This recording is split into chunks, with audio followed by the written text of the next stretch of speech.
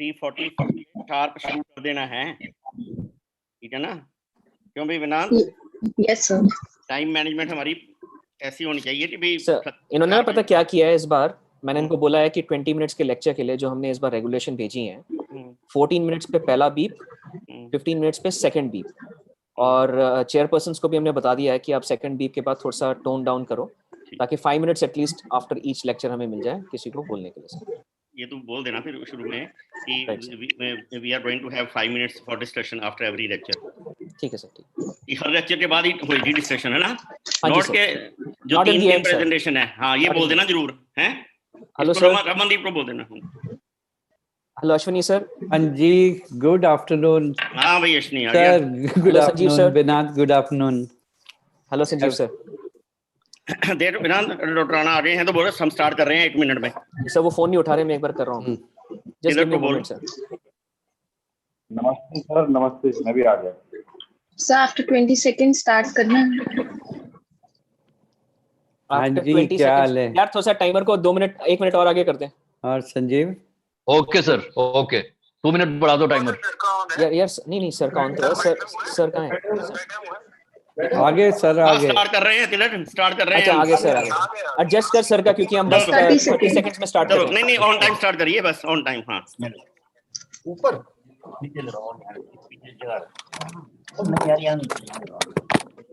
Yes, count down करो भाई।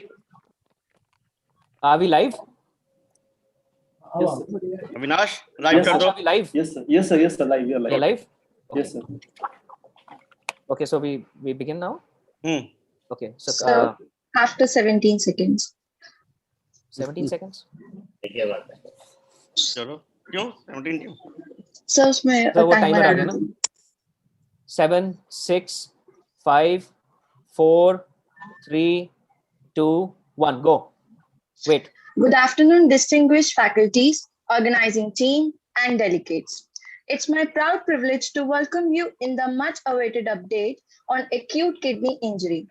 The purpose of this 2 days conference is to discuss current, important, and relevant topics associated with acute kidney injury. Astoma Sadgamen, Tamsoma Jyotirgamen. Let me move from untruth to truth and from darkness of ignorance to the light of knowledge. To re-emphasize our intent of this aspect, I would like to invite Padam Shri awardee, PC Roy awardee, Professor A.K. Bhalla, Organizing Chairman, President-elect Indian Society of Nephrology, to deliver welcome address. Thank you, Ramandeep. Good afternoon, everyone. Warm greetings from New Delhi. It is my proud privilege to welcome you all to this ATI Update 2021, being organized by Department of Nephrology, Sir Dandaram Hospital, as part of biannual event, this being the third one, being organized on a virtual platform for 2 days. I welcome all the international as well as national faculty and all the participants. I am sure we will all enrich ourselves with the vast experience and of esteemed and learned faculty.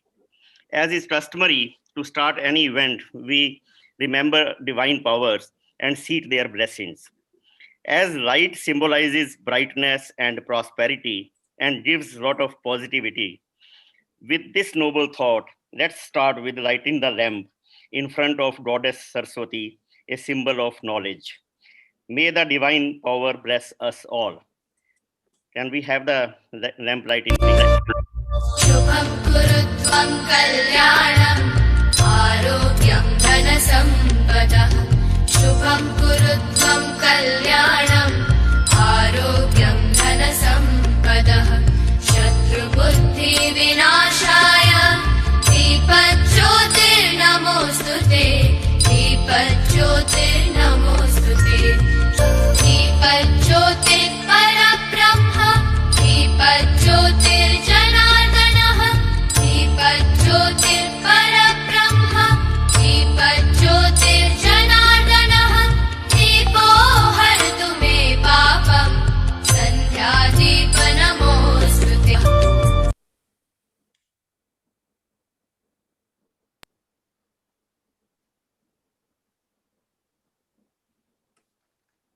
Yes, Ramandeep.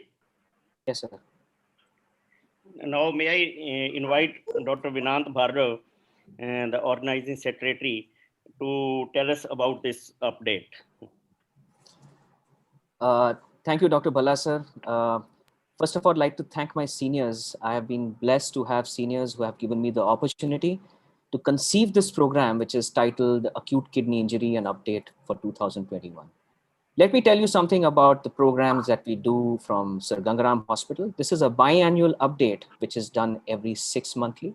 We have done 2 such updates in the past, which have had welcomed a lot of accolades from all over the world. This update was planned earlier in the month of May in the first week. And unfortunately, as we all understand, COVID is what decides our fates nowadays. So we had to cancel when we had an exodus of COVID-19 in New Delhi in the first week of May. And then we replanned this conference again this weekend. And we also planned to have a hybrid conference. And unfortunately, because of government regulations, we were not allowed to do a live presentation. So to go further with the program, let me just tell you that acute kidney injury in the present day scenario is one of the most important modalities, because identifying such a disease can prevent chronic kidney disease, which itself is responsible for a very high morbidity and is a huge burden on the economics of the society.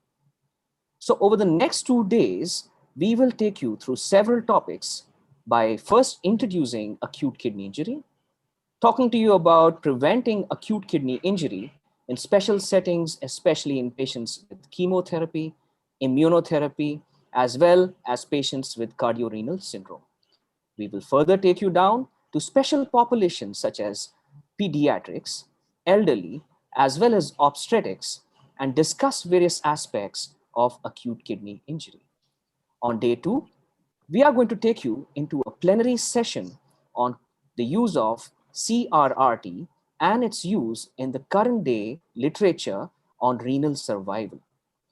Furthermore, we will be discussing with you about the crisis and follow-up of acute kidney injury, which in turn is responsible for a huge burden in the economics of a country. Without discussing the role of peritoneal dialysis in AKI, we thought that this update would be not sufficient.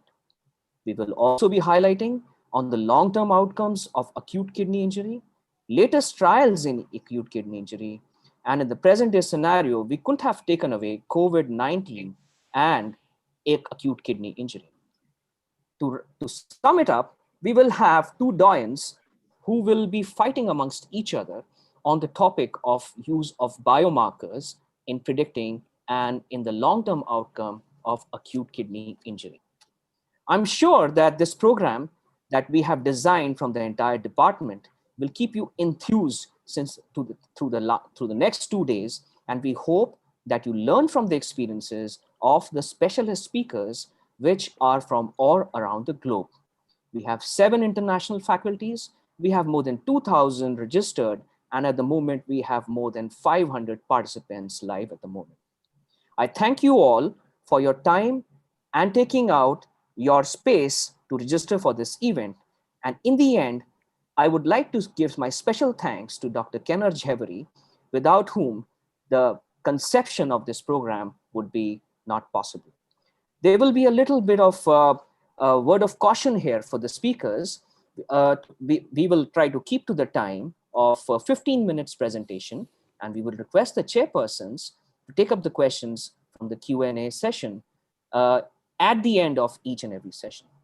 With this, I would like to thank you all for coming and joining us, and I would request Raman to take over now. Thank you. Thank you, sir. As we know that excellence of knowledge is gained by continuation of learning. We are so fortunate to have a luminary who has been inspirational to so many people, who is an idol teacher for many exemplary teachers of nephrology, and whose guidance has created many brilliant clinicians. It's my profound privilege to invite Padam Shri awardee, B.C. Roy awardee, Professor D.S. Rana, our chief guest, to inaugurate this update. Thank you, Ravundi. International faculty, National Faculty of Eminence, my colleagues from Department of Nephrology, I welcome you all for this update being organized by Department of Nephrology of Sir Gangaram Hospital under the chairmanship of Dr. A.K. Bhalla. The idea was conceived of this biannual topic-wise CME or update by Dr. Vedant Bhargav and supported by the whole department. And I'm really very glad that this is going to be third successful update. This time we really hope that we will be meeting and not having this, or maybe having hybrid type of meeting.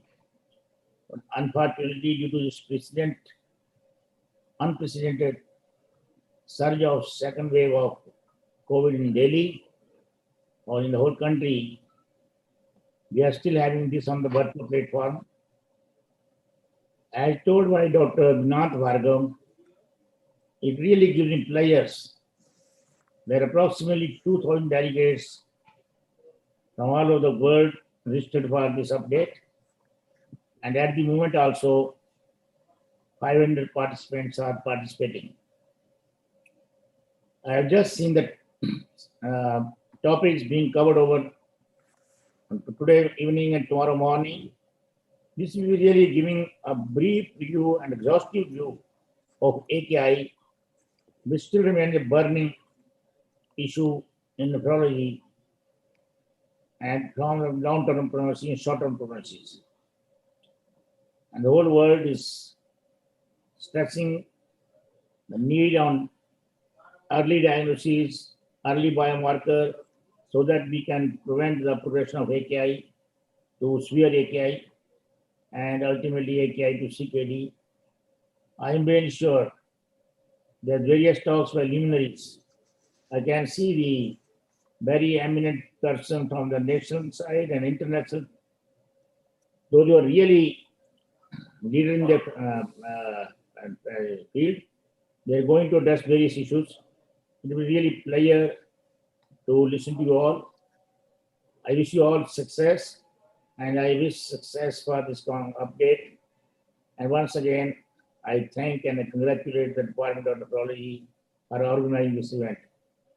This meeting is open. Thank you very much. Thank you, sir. Thank you so much, sir. Now, I would like to invite Professor Ashwini Gupta, co-organizing chairman, co-chairman, Department of Nephrology, Sir Gangaram Hospital, to deliver vote of thanks. Good afternoon, everyone. On behalf of Department of Nephrology, Sir Gangaram Hospital and Renal Care Foundation, it's my pleasant duty to propose a vote of thanks on this inaugural ceremony of this biannual conclave. We are very thankful to our chief guest, Dr. D.S. Rana, Chairman Board of Management, Sir Gangaram Hospital, for inaugurating this conference, for his blessings, continuous guidance, and encouragement. We express our sincere gratitude to the international and national faculty for accepting our invitation. Special thanks to our speakers from abroad who have chosen to deliver their talks live even after a time difference of 10 to 12 hours. We thank all the delegates who are attending this conference and making it a mega event. And you can see the popularity, more than 2,000 delegates have enrolled. Our thanks to the partners from a pharmaceutical industry for their gracious support, especially Baxter, Panacea, Larenon, Elrich, Steadfast, Sun Pharma, Intas, Boehringer, and Rancord. Our thanks to the event management, meetings, and more for a smooth conduct of conference as always. Thank you very much and good evening to all. Thank you, sir. Kidney health has been an important area of concern. There has been constant endeavor to study, research, improve, and innovate the available therapies to further enhance the kidney health scenario. Acute kidney injury and update is a step in the same direction and intend to discuss and dispense the advanced scientific information to the associated kidney health clinicians. Without much delaying further, I would like to initiate the proceeding of the scientific session, which is Introduction to AKI. It is my proud privilege to invite our chairpersons, Dr. Sanjeev Jasuja, Senior Consultant Nephrologist in the Prasta Apollo Hospital, New Delhi, Professor Sanjay Agarwal, Head of Department of Nephrology, Editor-in-Chief, Indian Journal of Nephrology, AIIMS, New Delhi, Professor H.S. Kohli, Head of Department of Nephrology, Postgraduate Institute of Medical Education and Research, Chandigarh. I would request Dr. Sanjeev Jasuja to kindly introduce Professor Edwin Fernando.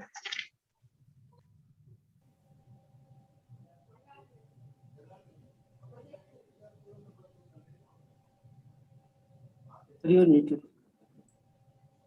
So please unmute. Hello. Am I audible now? Yeah. Yeah. So I again reiterate the fact that renal care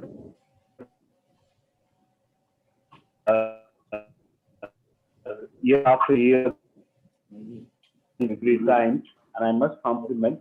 With these words, I would like to invite Professor Edwin Fernando, Professor and the Head of the Department of Nephrology, Government Stanley Medical College, and he's the recipient of Award of Excellence from Government of Tamil Nadu for the year of 2018 and 19. Professor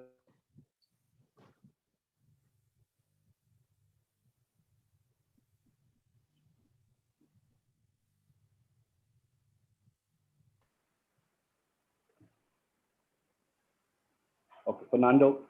Yes.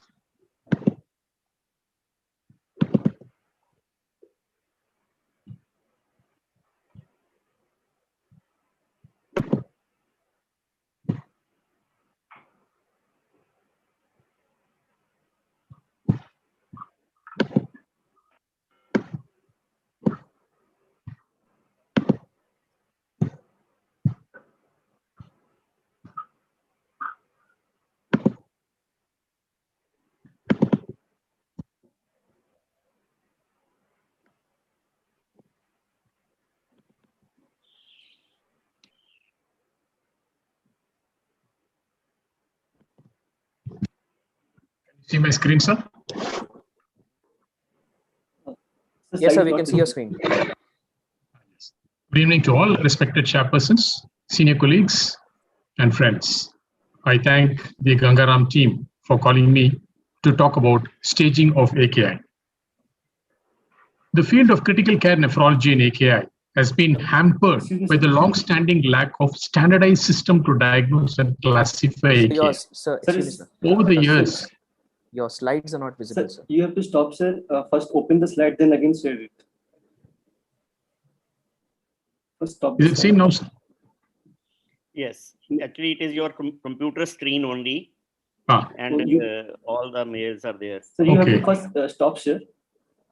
And I'll stop share, okay. In background, open your slide in background, and then now share it again. Okay.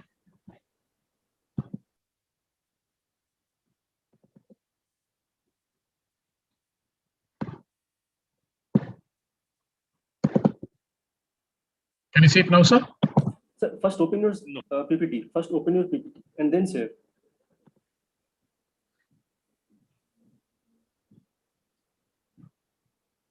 Yes.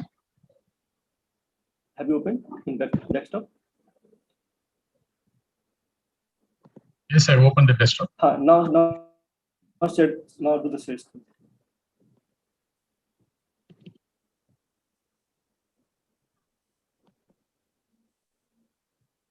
If you move the cursor down, sir, you'll see share screen.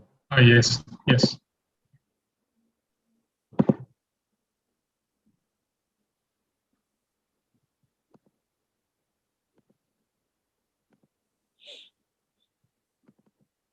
Can you see it now? Yes, yes. Now you have started. Now it's coming, sir. Yes, Yeah. yes, good. Now you Okay, can thank you, sir. maximize it. Yes. Make it full screen now, full screen. Yes, I made it, sir. Good evening. Sorry for the glitch.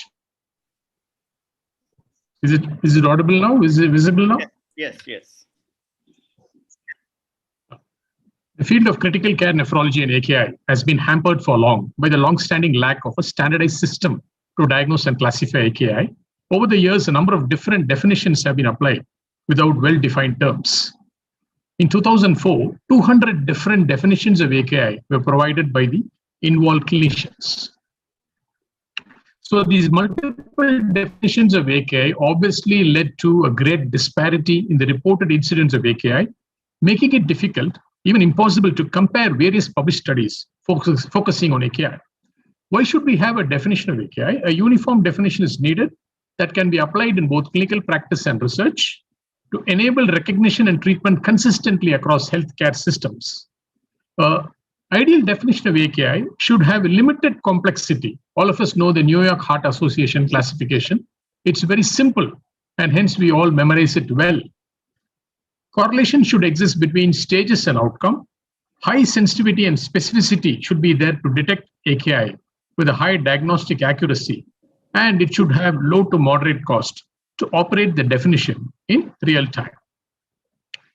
Towards this, a beginning was made in 2004 by Ronco's group, which was called the RIFLE classification, acronym being Risk, Injury, Failure, Loss, and ESRD.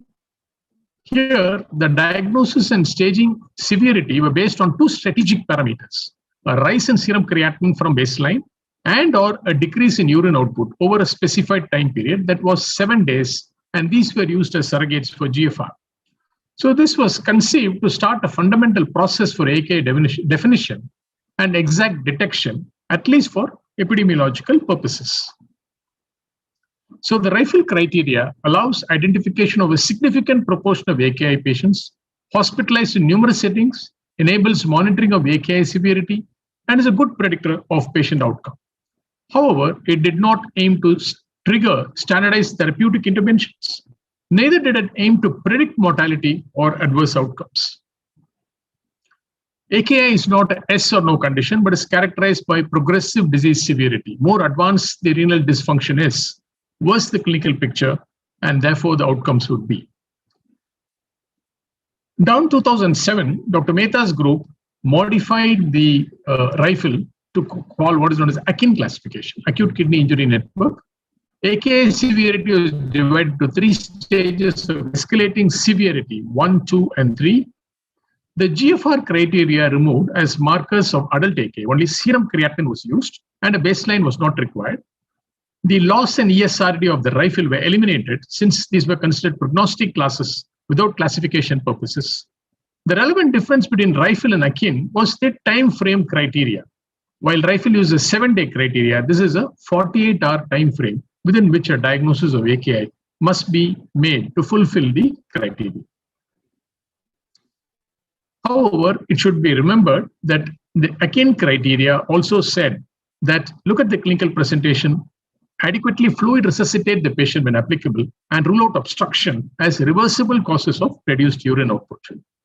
Some facts about AKIN: modifications were based on cumulative evidence that even small increases in creatinine were associated with poor outcome, allowed the identification and stratification of AKI in a large proportion of hospitalized patients, and independently associated with the outcome. AKIN could theoretically improve the RIFLE sensitivity and specificity, but did not exhibit a better prognostic acuity in terms of in-hospital mortality. In 2012, the KDIGO came out with their own definition of AKI, which was defined as increase in serum creatinine of 0.3 within 48 hours, increase in creatinine to more than 1.5 times baseline, known to have presumed occurred in the past 7 days, or a urine volume less than 0.5 ml per kg per 6 hours. The KDIGO criteria also allowed for correction of volume status and obstructive causes, though it was not specified. The modified criteria for stage 3 was a rise in creatinine to more than 4, or a rise of 0.3 milligram per deciliter from baseline with underlying CKD. This patient would otherwise be stage 1 in somebody without CKD, but with CKD, it would go to stage 3 straight away. So the KDIGO criteria utilizes change in serum creatinine urine output, not changes in GFR for staging. The exception was 18 years, less than 18. Acute decrease in eGFR to less than 35 mils is a criteria for stage 3 AKI. So to sum it up, the RIFLE said increase in creatinine more than 1.5 or a GFR decrease more than 25%. Akin said increase in creatinine more than 0.3 within 48 hours. The KDIGO said increase in creatinine by 0.3 in 48 hours or 1.5 times baseline, known or presumed to have occurred within the prior 7 days.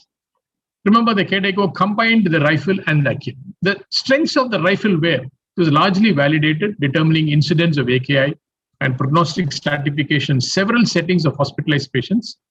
It showed an independent and stepwise increase in mortality as AKI severity increased. It had good prognostic accuracy in terms of mortality, though it was not planned initially. Important tool in predicting patient outcome. Increased prognostic ability of those general scores usually employed in the ICU. However, there are limitations of this, and these limitations are a baseline serum creatinine is necessary, which is frequently unknown. Estimating baseline serum creatinine using MDRD equation, which is an equation for stable CKD, assuming a GFR of 75 mils. In CKD patients, a percent increase in serum creatinine is used to define AKI. So this generally occurs later. And defining AKI using only creatinine could diminish the sensitivity of AKI diagnosis in CKD patients. The prognostic capacity was definitely inferior to the Apache and the SAP scoring systems. And using serum creatinine had several other limitations, as all of us know. Acute rise in creatinine, the sarcopenia, drugs, enzymatic interference, etc.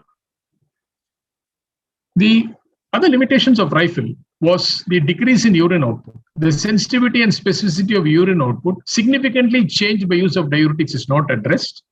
You need to have a bladder catheter in place.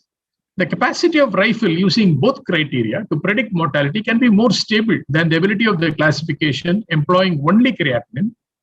The etiology of AKI and requirement of RRT is not considered. And however, it does not provide any information regarding origin of the renal lesion, subcellular, as opposed to biomarkers. So the major concern was the RIFLE criteria has been evaluated in only less than 2% of patients in prospective studies. The strengths of the Akin, you define only after adequate hydration status is achieved, adds important etiological information based on serum creatinine, not on GFR changes, and does not need baseline serum creatinine, but it requires at least 2 serum creatinine determinations within 48 hours. The limitations of the study does not allow identification of AKI when elevation of creatinine occurs after 48 hours. Stage 3 of Akin had to use all the 3 diagnostic criteria. Extreme variability in beginning and cessation of RRT, and extreme variability in the modality used among different physicians could limit the prognostic acuity, especially in stage 3. The strengths of the KDIGO was for patients reaching creatinine stage 3 by creatinine more than 4, rather than requiring an acute increase of 0.5 over an unspecified time period. And this brings definition and staging criteria to greater parity and simplifies the criteria.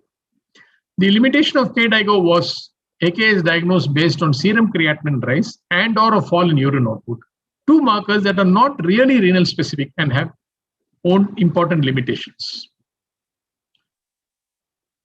Multiple studies have compared RIFLE, Akin, and KDIGO. Agreement between these classifications was reported only in 4 studies. In adults, generally good agreement between RIFLE and Akin. Only 1 study included KDIGO, and incidence of AKI was found to be identical to that of Akin. This is a prospective study of 1,000-odd patients, first 7 days after hospitalization with acute myocardial infarction. AKI defined by RIFLE was 14.8% and KDIGO 36%. Both RIFLE and KDIGO associated with increased 30-day and 1-year death rates. So patients diagnosed as not having AKI by RIFLE but AKI by KDIGO had increased risk of death. This is the FINDED AKI study. Again, a large group of 2,000-odd patients, 17 Finnish ICUs, defined AKI first by Akin and then with the baseline creatinine second with the KDIGO criteria. Similar incidents in AKI defined by Akin and KDIGO. This is a Chinese study, 30,000-odd patients. AKI defined and staged according to KDIGO, RIFLE, and Akin. The AKI incidence was highest with the KDIGO definition, followed by Akin and RIFLE, almost the same. So when you look at the mortality based on Akin and RIFLE, this is the nice publications. The ratio of odds ratio more than 1 with 95% confidence intervals, Akin was a better predictor compared to RIFLE. In multiple studies, KDIGO has been shown to be superior in compared to Akin as well as RIFLE. However, when you look at the surrogate measures of baseline serum creatinine, looking at the MDRD back equation, the nadir level in hospital and level at hospital admission, use of both the minimum baseline serum creatinine inflated the incidence of AKI by about half. The low specificities were low. The use of the admission serum creatinine significantly underestimated the frequency by almost about a third, yielding a low sensitivity. And the commonly used surrogate for baseline serum creatinine led to a bidirectional misclassification of incidence and prognosis of AKI in a hospital setting. So what are the challenges in applying these AKI diagnostic criteria? AKI is defined on an individual basis with respect to baseline serum creatinine. So choice of different baseline values can have significant effect on the sensitivity and specificity of the criteria. Baseline serum creatinine may not be. This can be on a case-to-case basis by the treating physician. And this has more relevance to database studies where you need to standardize the definitions. Interpreting AKI is more challenging in patients with CKD. Higher baseline serum creatinine values mean that small changes, rise of 0.3, might represent lab or biological variations rather than a true change in renal function. Conversely, a reduced renal reserve in individuals with CKD confers increased vulnerability. And a combination of threshold value and percentage changes in serum creatinine described AKI reduces the graded association of AKI severity with mortality in those with a higher baseline serum creatinine. Alternate classification using absolute changes in creatinine, we don't have enough evidence for that. What are the limitations of these criteria? Major flaw criteria do not distinguish between different etiologies. Incorrect to treat AKI as a single disease, grouping together hemodynamic causes, etc. KDIGO guidelines specified that patients with AKI to be evaluated promptly to determine the cause, especially in patients who can have reversible causes of AKI. Another important issue is use of urine output as a sole criteria. KDIGO criteria define stages by change in either creatinine or urine output. Using urine output define a stage AKI is not based on any robust evidence, and there's conflicting literature if urine output determines the outcome. So the caveats in using urine output as a criteria: do not use a low urine output is an appropriate response of the kidney to reduce intravascular volume. So it could be just normal. And when the serum creatinine is still normal, it would seem inappropriate to diagnose them as having AKI. The use of a urine output criteria is important. Patients may not develop more severe AKI because they received appropriate care triggered by the onset of oliguria. So the urine output criteria would add predictive value to the AKI diagnosis. Again, limitations in the determination of baseline serum creatinine, impossible to calculate changes in serum creatinine. The RIFLE criteria use the MDRD equation, which is actually not right in the sense that MDRD is used for stable CKD patients. The European Renal Best Practice Guidelines set the first documented creatinine. Initial creatinine may already be elevated above patients' usual baseline if the onset of AKI occurred prior to hospitalization, and creatinine production may be hampered in acute illness, and changes in volume of distribution of creatinine due to fluid overload may depress the serum creatinine and blunt the rise in creatinine during AKI. So many nephrologists feel that the average of creatinine measured 7 to 365 days prior to hospitalization best approximates the true baseline creatinine. This is a systematic review, 418 articles that looked at a definition of renal dysfunction multicenter RCTs in critically ill patients. 78% provided information on renal functions. Only 7 articles showed mean or median serum creatinine. The SOFA score was most commonly used definition of renal dysfunction.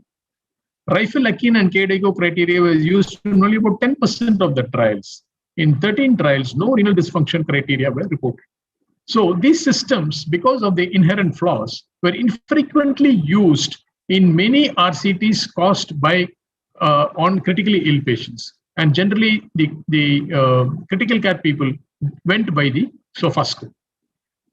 So to conclude, no single definition for or classification of a complex disease such as AKI will be perfect. Essential components of a workable consensus definition would include: should clearly establish presence or absence of a disease, number one; must give an idea of the severity of the disease, number two; should correlate disease severity with outcome, number three; and number four, should be easy to understand and apply in a variety of clinical and research settings.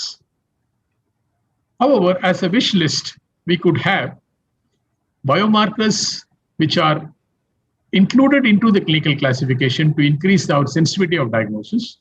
And other wish list would be to have 4-hour creatinine clearance, kinetic eGFR formulas, bedside real-time GFR measurements, and AKI alerts, which would make us recognize AKI much earlier. Thank you very much for the patient listening. Thank you, Professor Fernando. Masterly presentation again. This has set the ball rolling for today's further discussion, and maybe will be carried forward tomorrow as well. Now, important thing is this question right now in Q&A so far, and since we have almost completed the time of 20 minutes allotted to us for this session, I would request if there is any question, Dr. Vinant, please forward to Dr. Fernando an email, and I think we can reply to directly the questioning. So Dr. So it comes up, and with that we'll close this first session and we move to the next one. I'll pass on to the next chairperson or whoever has to take it. Thank you very much. Thank you, sir. I would like to start our second topic, past, present, and future of AKI. For that, I would request Professor Sanjay Agarwal to kindly introduce Professor Patrick Murray. So after the first talk of staging the ball rolling by defining the stage of acute kidney injury, I think there will not be a better topic on past, present and future of AKI. And to speak that, there is none other than the Professor Patrick Murray. He is full professor of clinical pharmacology, consultant nephrology and clinical pharmacologist in the School of Medicine, University College Dublin. And he has extensively published on biomarker, and we are going to listen him in last 5 decades what has happened and what he is expecting will change in future on AKI. Professor Murray, please.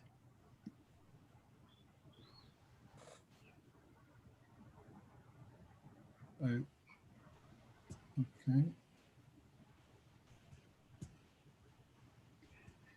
Yes, Professor Murray, you can share your slides.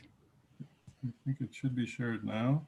Yeah, it is visible. You need to pull it. Thank you. Thank you very much for the introduction, Professor Agarwal. And I would like to thank Vinant for his organization and the organizing committee for the invitation to speak to you today. Obviously, 15, 20 minutes is not time to cover everything that's happened and will happen in acute kidney injury, but I'll make some relevant comments. First, I want to bring you greetings from Dublin, from Ireland. This is by the sea.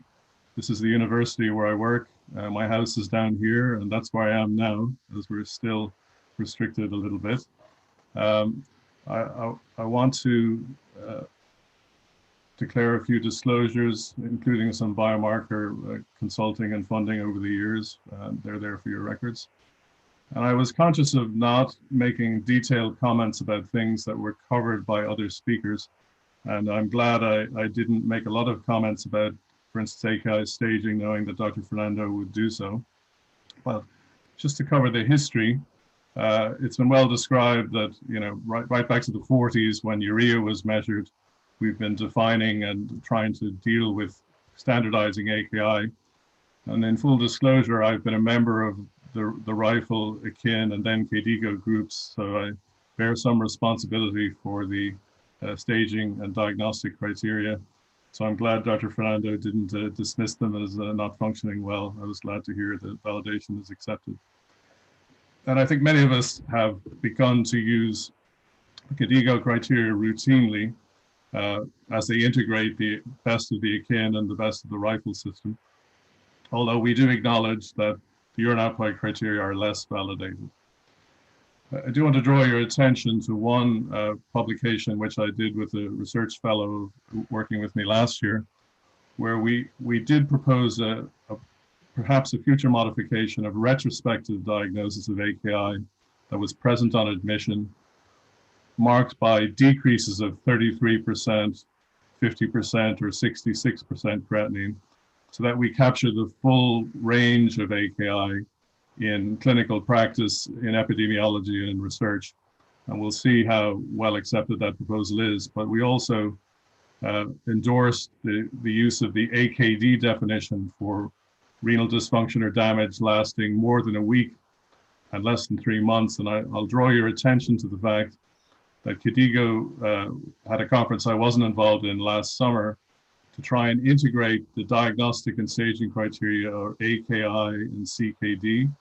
And their publication, I believe, is forthcoming to try and integrate the whole continuum of kidney dysfunction and damage, right from a short-term 2-day change right through to a 3 months or more with CKD by filling the gap with AKD.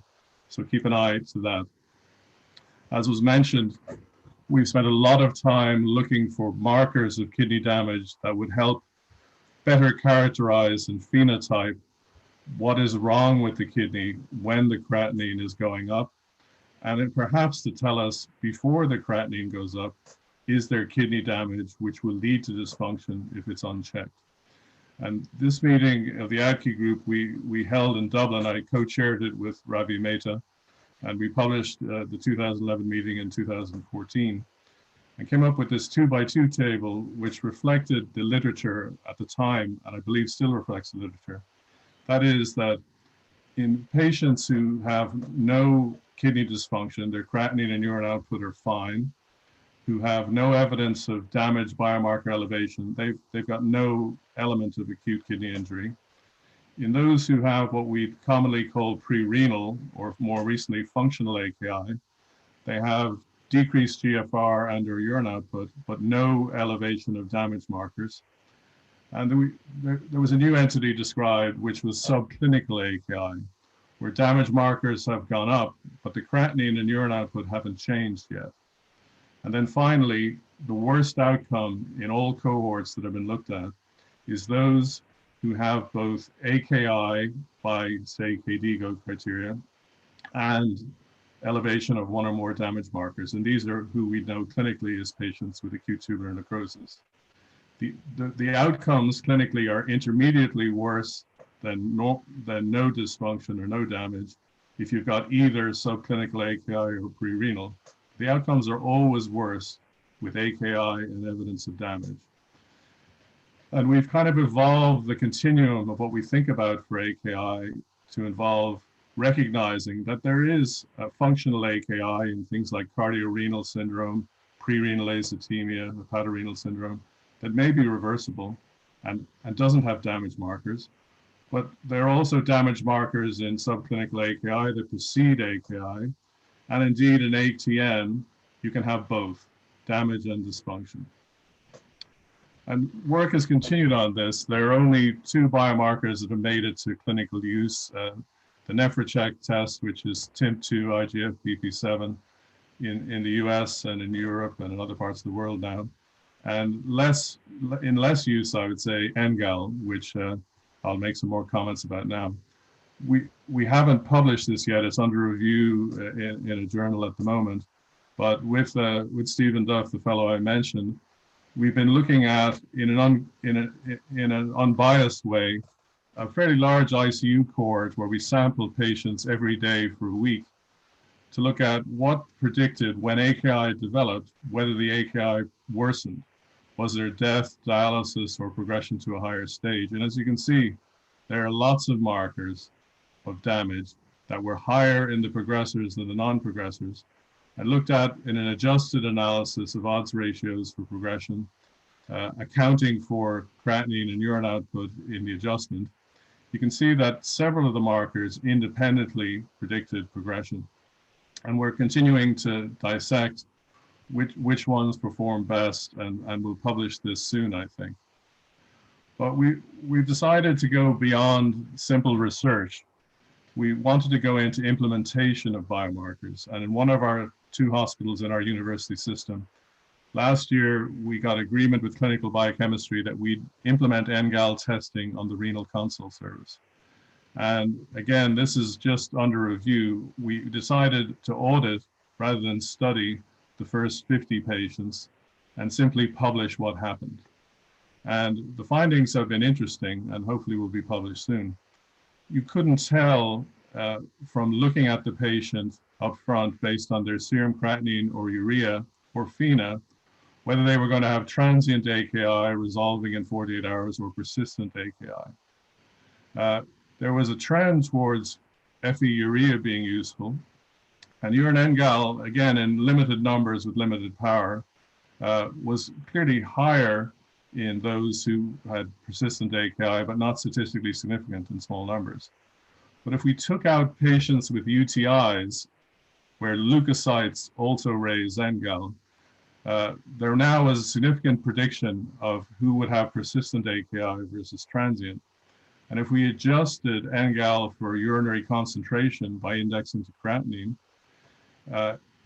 whether or not there was UTI considered, but particularly with UTI considered, we definitely got higher values in progressors, significantly so. We also looked at plasma NGAL, which we found less useful. And we've continued this audit as the service uses the test, just doing urine NGAL ever since. And we're going to sum up over the summer what maybe the first 100, 150 cases are like.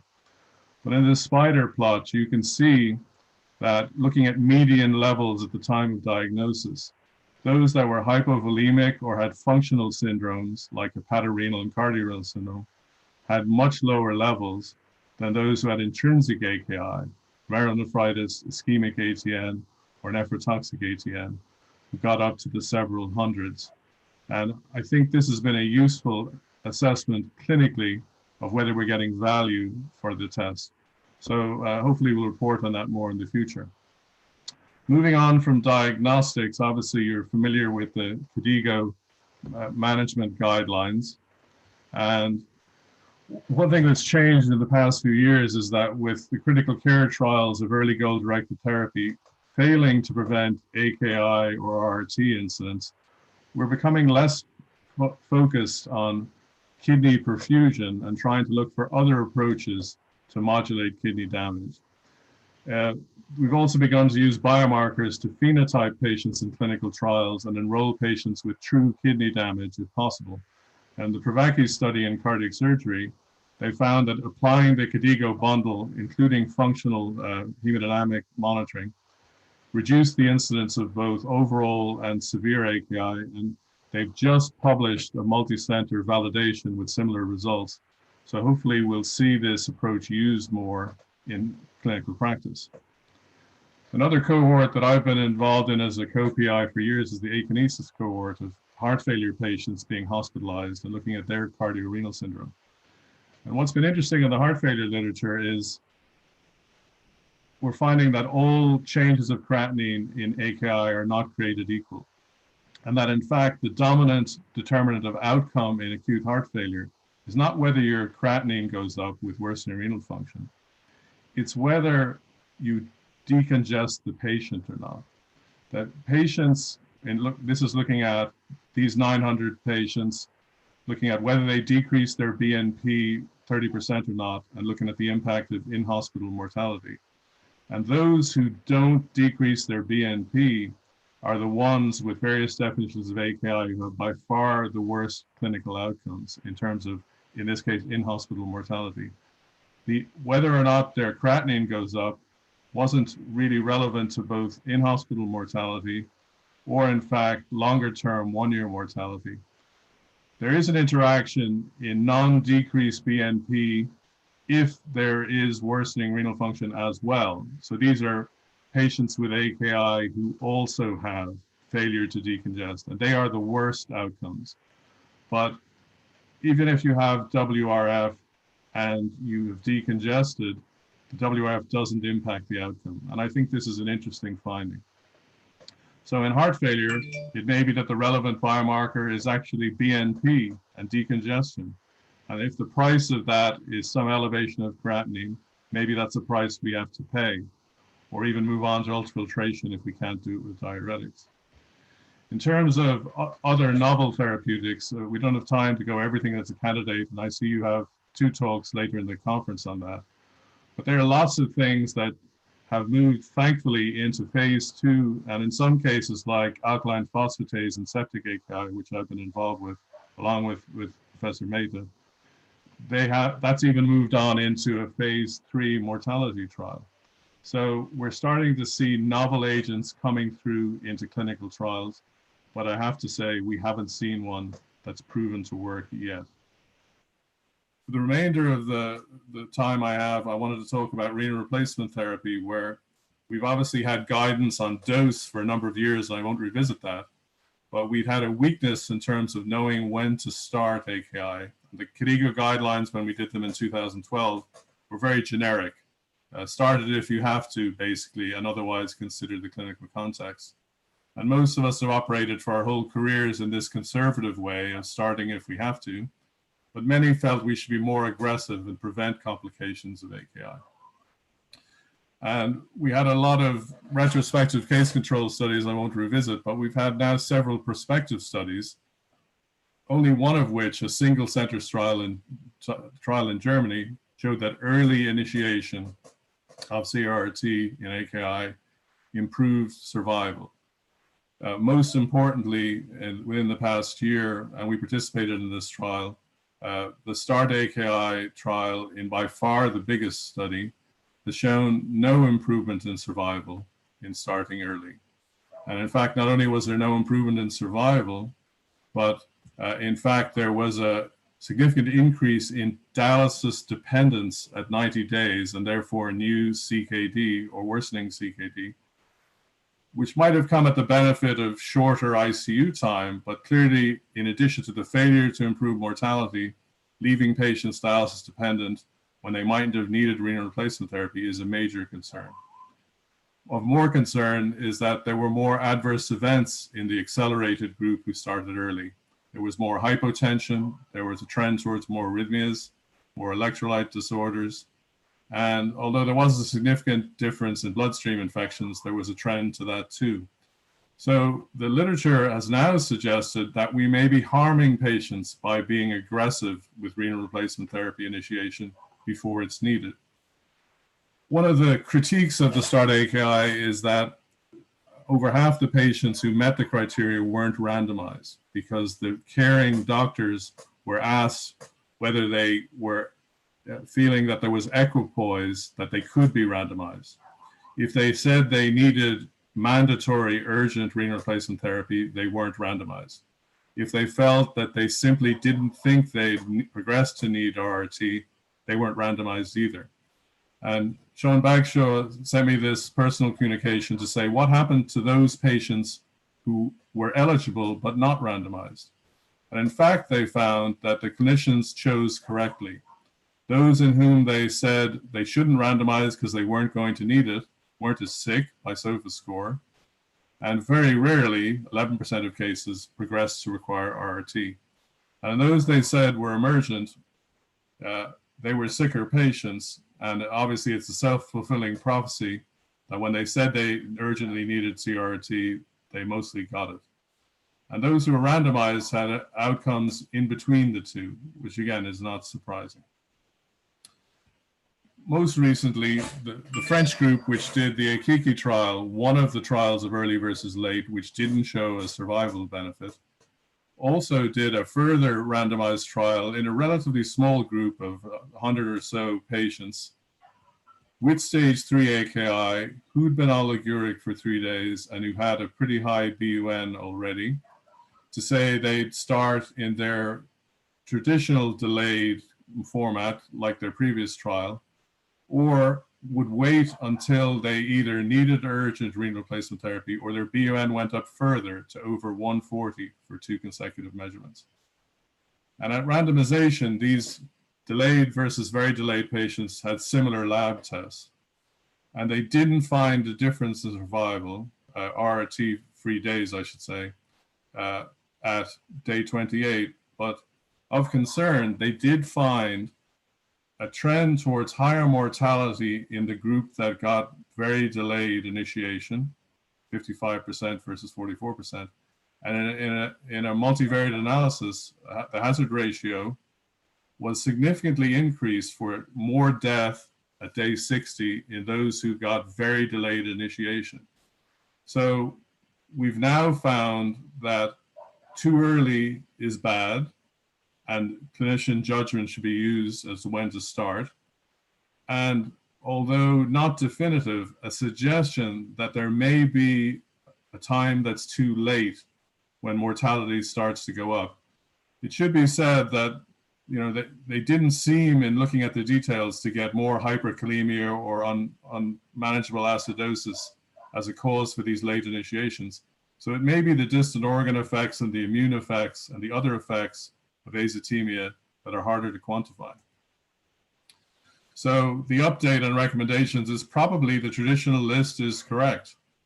But in looking at what Bagshaw, Ron Wall, the other PI of START-AKI, and Eric Costa came out with, it's still a common sense recommendation. Don't start unless there's an emergent indication, but keep trying to optimize the patient, and indeed do start if an emergent indication emerges. But the other caveat is that we have to keep a mind towards the adverse effects of fluid overload or uncorrected acidosis or dangerous trends in hyperkalemia. And clinician judgment is always going to win out in the end. But clinician judgment shouldn't be over-aggressive in starting someone as soon as they've got severe AKI, because that hasn't been proven to be helpful. So I think we're still okay on time, so I'm going to summarize the conclusions on what I decided to talk about today. That in the diagnosis and staging, as was pointed out by Dr. Fernando, it's of great benefit that we've got standardized diagnostic and staging criteria for both clinical practice and research. I think we'll fill in the last gap there with reconciliation of AKI, AKD, and CKD classification. And already in the latest ADCI meeting, which we held in Italy a couple of years ago, published in JAMA, which I didn't have time to go into, they've already recommended using biomarkers for these diagnostic approach to AKI to get further sophistication and understanding how to use them. We're also going to use functional and damage markers of increased validity to target both our standard and novel therapies. And I did want to mention, obviously, it's hard to ignore COVID in any presentation at the moment. I know Dr. Vijayan is giving a specific presentation on AKI and COVID, but I did want to suggest that one of the benefits of the pandemic has been that research has sped up in the use of things like platform trials like REMAP-CAP for pneumonia in AKI, and we participated in this trial, and I think it's of great benefit. So these are just some acknowledgements that I won't read, and I hope that you found this an interesting presentation, and I want to thank you all for your attention. Thank you.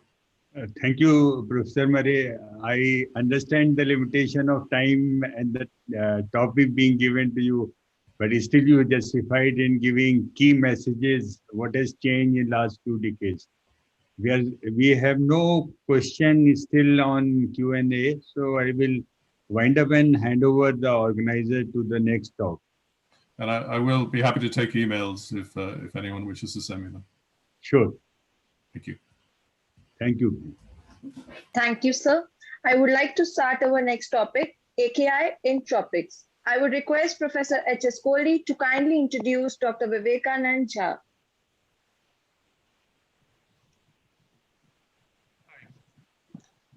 Good evening, everybody, and welcome to this AKI session. I think you have asked me to introduce Professor Vivekanand Jha. You should not have used these words. Dr. Jha doesn't need any introduction. Yes, he's a close friend. He's a professor of nephrology at PGI MER, and he's holding so many positions internationally. And now he will be talking about AKI in tropics. This is a topic which we have been listening for last 5 decades, but I'm quite sure Vivek will add some twist and will come out with the really thought-provoking ideas about AKI in tropics. Vivekanand Jha, please. Thank you, Professor Kohli, for that very kind introduction. And let me just get started. I hope you can see my screen. Can you just nod or say yes? Yes. All right. Yes. Thanks. So I also extending my thanks to Vinam and other colleagues at Sir Gangaram Hospital, the organizers of this meeting, for asking me to come and speak on this specific topic. As you said, Professor Kohli, we have been hearing about tropical acute kidney injury for a long, long time. But let's just step back and put it in perspective. We know that AKI is a global burden and has been recognized as such, as was clarified by Professor Murray.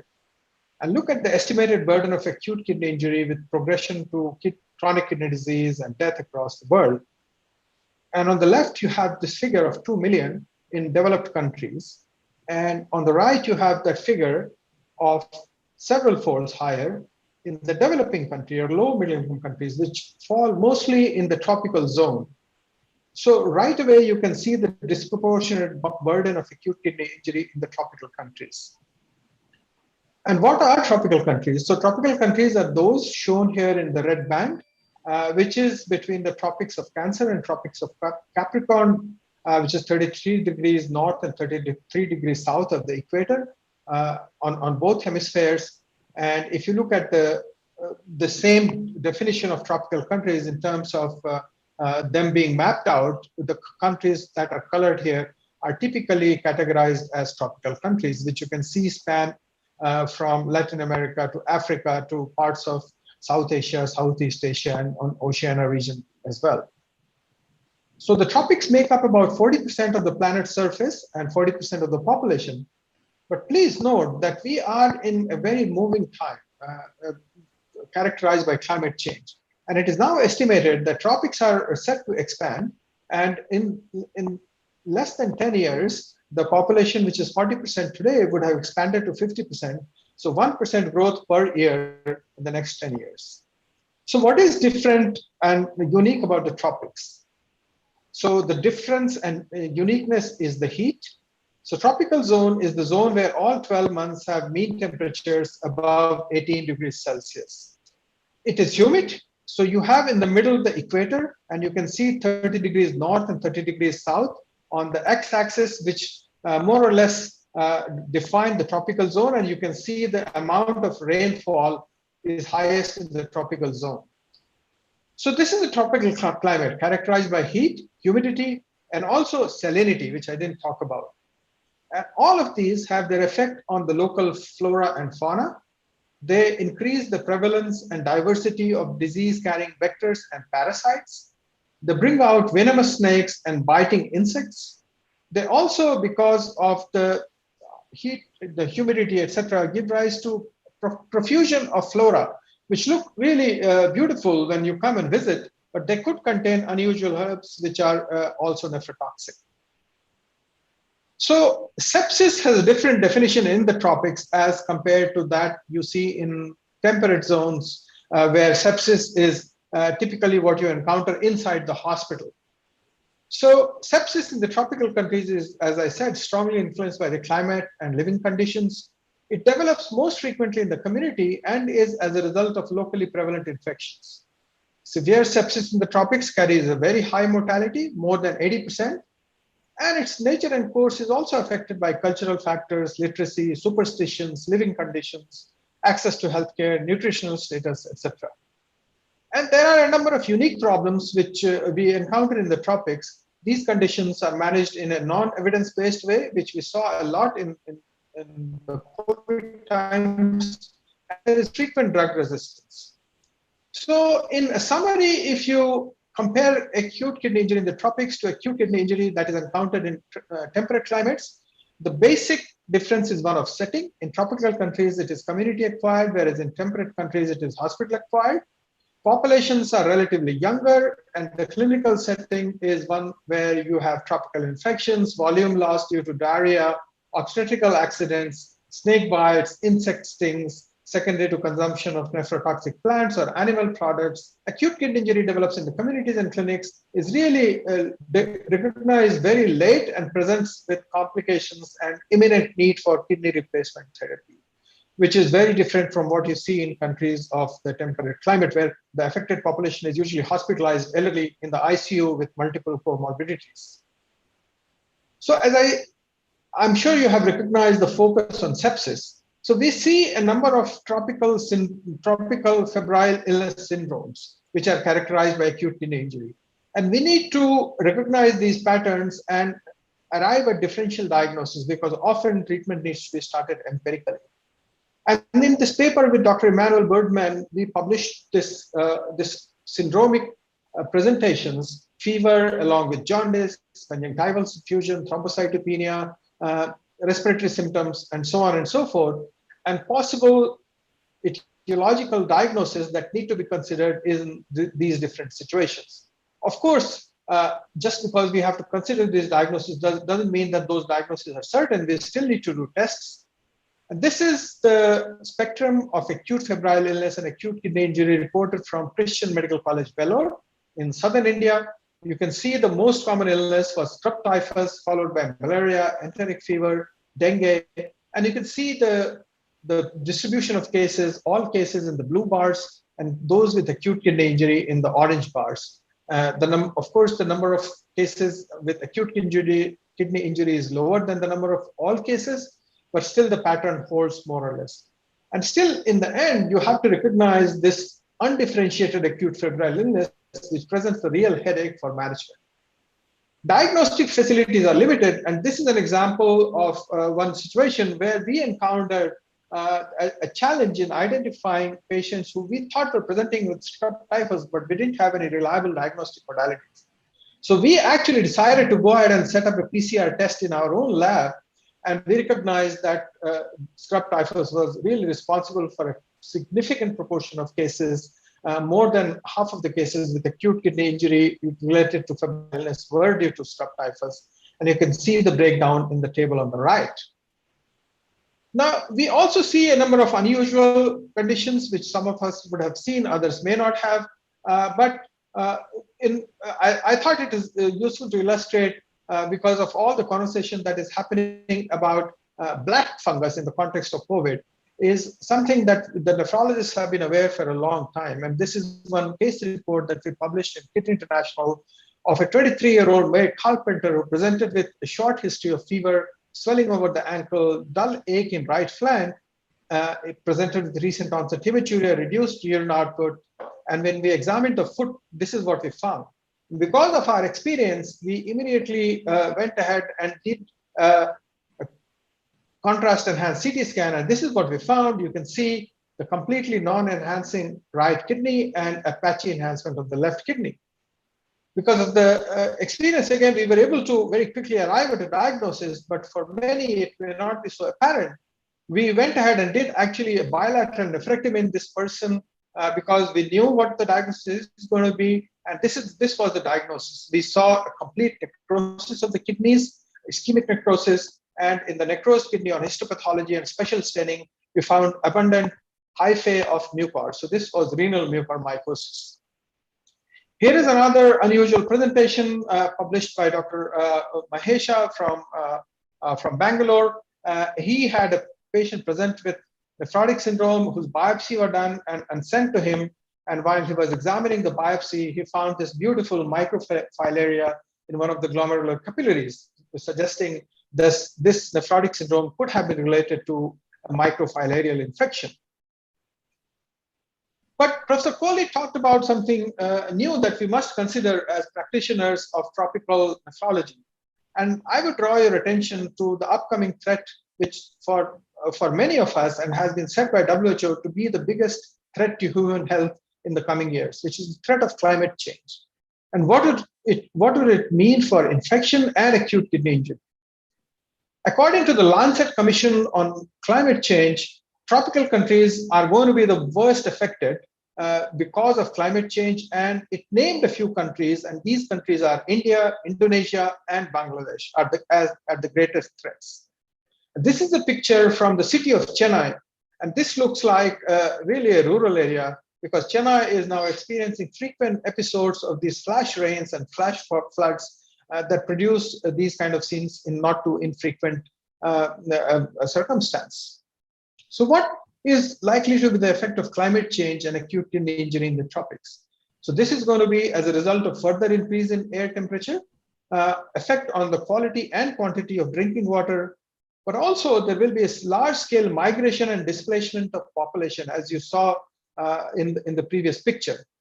This is going to contribute to air pollution, and of course, climate change has been blamed for increase in the frequency of pandemics. We are also seeing perhaps a change in the virulence of many of the very, very familiar organisms. One of those organisms that we have been familiar with for a long time in India is Plasmodium vivax. So when Dr. Kohli and I were doing our medical residency, if a patient presented with malaria and acute kidney injury, we automatically assumed that this would be falciparum malaria, because vivax was thought to be the benign form of malaria. And so my boss at that time, Dr. Chug, would fail you in your exam if you made a diagnosis of vivax malaria and acute kidney injury. But now, a large number of cases with Plasmodium vivax associated acute kidney injury have been documented, and therefore it is quite possible that the virulence of the organism is changing. Similarly, a new type of malaria parasite has been identified associated with acute kidney injury, which is the Plasmodium knowlesi, and this has been recognized initially from Malaysia, Thailand, etc., and is being now identified in India as well. So the pattern of infections is also changing in the tropics, and something that we need to be aware of. Next then, what is going to be the effect of acute kidney injury on other types of kidney disease? And Dr. Murray talked about acute kidney disease and continuum into chronic kidney disease. So almost all of us have been now familiar with the conversation around the chronic kidney disease of uncertain etiology and the chronic kidney disease hotspots around the world. And these are the hotspots that have been described from different parts of the world. And once again, if you can recall the previous map that I showed you of the tropical countries, you will immediately recognize that almost all of these countries fall in the tropical zones. So the CKD hotspot is again a tropical illness. So why am I talking about CKD hotspot in an AKI session? It is quite possible that CKD of uncertain etiology is actually a long-term consequence of multiple recurrent episodes of acute kidney injury. So there have been these speculations, and it has been suggested that infections such as leptospirosis, hantaviral illness can be possible causes for chronic kidney disease of uncertain etiology.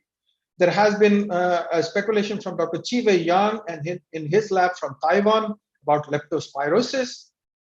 And in PGI, Dr. Vivek Kumar has collected data and kindly shared these data with us of 272 patients with acute kidney injury, in which a number died or left against medical advice. Some of them were lost to follow-up. But out of 148 patients who returned 4 months later, almost a fifth had EGFR less than 60 or UPCR more than 500, which would qualify them for a diagnosis of chronic kidney disease. So then coming to the end, we must talk about what should we do about this then as a healthcare community. We need to really focus on all aspects of healthcare system, starting from service delivery, healthcare workforce, information systems, making sure that there are access to essential treatments, healthcare financing, but more than anything else, we need to improve our leadership and governance. So these are the pillars of how to prevent acute kidney injury. We can talk a lot about treatment, but prevention, I think, is the key in the tropics. And we need to deal with communicable diseases through clean water, malaria control, immunizations, etc. Environmental toxicity by improving building quality, access to antivenom for snake bites, etc. And to deal with obstetric complications, we need to continue to improve our obstetric care. So then, my dear friends, here are the take-home messages. Acute kidney injury in the tropics and essentially in other developing countries as well is a different disease compared to the one that is seen in countries with a temperate climate. Tropical AKI is irrevocably linked to the local ecosystem and the local cultures. The incidence and pattern of tropical AKI reflects the unfinished public health agenda in our countries. The presentation and outcome of tropical AKI is influenced by system level factors rather than individual factors. We need more information and awareness in the community to be able to tackle AKI in a combined health system-wide approach. But we have to remember that the upcoming climate change is going to have a major impact, and there is a danger of us slipping on the gains that we have made. We have already slipped on a number of gains during the COVID pandemic, and climate change will produce further losses to us. We need to continue to do more research, and I would say that tropical acute kidney injury is a neglected disease, and we need to focus more on this as a research community. I would stop here and thank you for your attention. Thank you very much, Professor Jha. I think Dr. Jha has drawn our attention that the world is becoming like us. 50% by 2030 will be tropics, tropical area, and a lot of illnesses will be there. And I think one big message which is coming out from the last two talks is, I think as a nephrologist, which I can get it as, that which he referred to in one of the study, which we gave it to our MD student, that after a follow-up of 6 months, like 20% of them, they had not recovered. So this, at least this message to the physician and the general population as a whole, that AKI cannot be taken so lightly, that potentially or a totally reversible. That word from the textbooks has to go with time at least. Yes, tropics will have their own problems, since we do not have any question in the question and answer session. So with that, thank you very much, Dr. Jha, for a wonderful, stimulating talk as usual. And I'll hand it over to the organizers. Thank you, sir. After the great session, I would like to start our second session, Preventing AKI. For this, I would like to invite our chairperson, Professor Gopal Krishnan, Director, Institute of Nephrology, Madras Medical College, Professor Himanshu Shekhar Mahapatra, Head of Department of Nephrology, Dr. RML Hospital, New Delhi, Dr. Sunil Prakash, Director, Head of Nephrology and Renal Transplant Service, BLK Super Speciality Hospital, New Delhi. I would request Professor Gopal Krishna to introduce Dr. Nupur Uppal.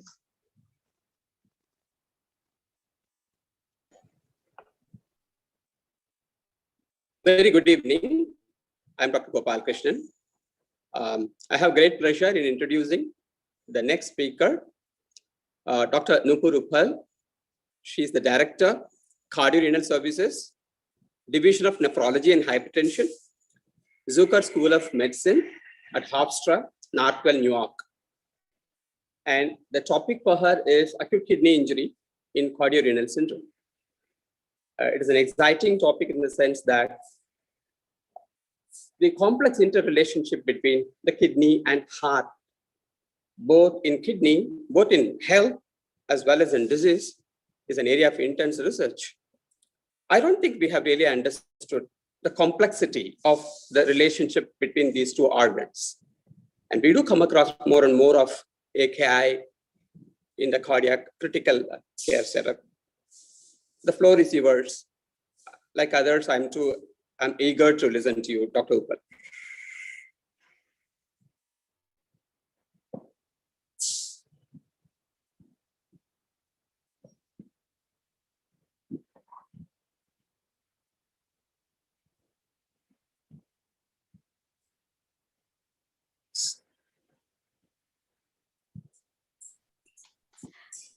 Hi, everybody. A very, very good morning from New York. Thank you, Dr. Gopala Krishnan, for the introduction. And I would also like to thank the organizers for the AKI Update Conclave for inviting me here. Before I start, I would want to extend my big salute to the entire medical fraternity in India for dealing with COVID crisis over the past 2.5 months. And finally, the numbers are getting better. So all over the world, we all are glad and do send our wishes and thoughts to you. So I'm just going to start with my presentation.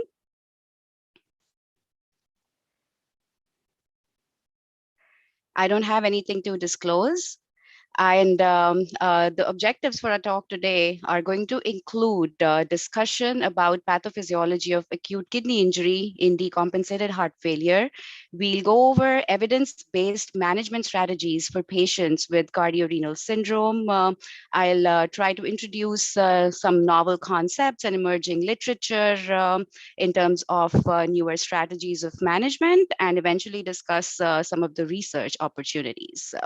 So let's start with a case. I'm sure most of us must have encountered a similar case at some point for sure. So we have a 48-year-old female with known history of heart failure with reduced ejection fraction of 30% who gets admitted to the hospital with fluid overload and AKI, and her creatinine increases from a baseline of 0.7 to 1.3 milligram per deciliter on admission. She's initiated on IV furosemide, eventually converted to a drip. Her creatinine continues to rise. The parameters which we have available include MAP of 68, heart rate of 95 with a sinus rhythm. JVP is elevated at 18 centimeters. She does have significant presence of edema extending to the thighs with warm extremities. BNP is elevated at 5,000. Urine sodium is less than 20. Serum sodium is 124, potassium 3.7, chloride 76, bicarbonate 32, and BUN of 67. The creatinine has rose to 2 now. The point of care ultrasound done for lung shows diffuse B-line pattern. So what would be your next plan of action? Would you want to change to alternate loop diuretic drip like Bumex? Would you want to start another diuretic like acetylcholine? Since the creatinine is going up, should we hold ACE, ARBs, or any ALDO inhibitors in this setting? Add a thiazide diuretic? Hold all the diuretics completely with the uptrending creatinine, or get a nephrology evaluation for ultrafiltration? So I hope by the end of this lecture, we'll be able to come up with the answer, and hopefully all will be able to derive a management plan in patients who have AKI in the setting of cardiorenal syndrome. So just talking about the cardiorenal connection, it actually goes way back to 1830s when initially Sir Richard Bright had described structural changes in kidneys done on the autopsies in patients who had died due to cardiac failure. Then it was Arthur Guyton between 1970s and 80s who did establish the connection between heart and the kidneys, and did have a lot of literature on how heart and kidneys play a role in maintaining hemodynamics, maintaining blood pressure. However, it wasn't until early 2000s that a real attempt to classify cardiorenal syndromes was made. Right now, the accepted, the most widely used definition for cardiorenal syndrome is they constitute disorders of heart and kidneys whereby acute or chronic dysfunction of one organ may induce acute or chronic dysfunction of the other. And actually, cardiorenal syndrome by the Adult Dialysis Quality Initiative has been classified into 5 different types. This is a classification from way back in 2008, where type 1 and type 2 are the cardiorenal syndromes where acute heart failure leads to an AKI, and a chronic heart failure in type 2 leads to progressive and permanent CKD. Type 3 and type 4 can also be classified or called as renocardiac syndromes, as these syndromes you have pathology in the kidneys, whether it's acute or chronic, leads to acute or chronic heart failure, and type 5 are the secondary causes which can lead to both heart and kidney dysfunction like sepsis, amyloidosis, diabetes, etc. So let's talk why does this happen? And because of the time constraint, I'm going to limit my talk to type 1 cardiorenal syndrome, which is occurrence of AKI in the setting of acute cardiac dysfunction. So the old school thought used to be that this was a dysfunction of forward flow, where inability to generate forward flow would eventually lead to RAS activation, causing increase in vasopressin, fluid retention, and finally worsening of pump failure further. However, this hypothesis was not reproduced in any of the studies. And it was actually in early 2000s, what was seen was that the worsening renal function in patients with heart failure was actually related to an increase in CVP as opposed to cardiac index. And similar results were also seen later, where again, it was shown that cardiac index is not a dominant driver of renal dysfunction in heart failure. This did lead to other thought processes, other hypotheses of what might be going on. And because we now know that it's related to an increase in CVP, what exactly is happening is that because of increase in your central venous pressure, there occurs an increase in the renal venous pressure, thereby causing a decrease in the renal perfusion pressure, and that's the reason why these patients may be developing AKI. The other concept which I want to introduce is the concept of renal tamponade. This was a study which was done that measured intra-abdominal pressures in patients with heart failure. And what was seen was the ones who had higher intra-abdominal pressures over 8 millimeters of mercury did have higher baseline serum creatinine.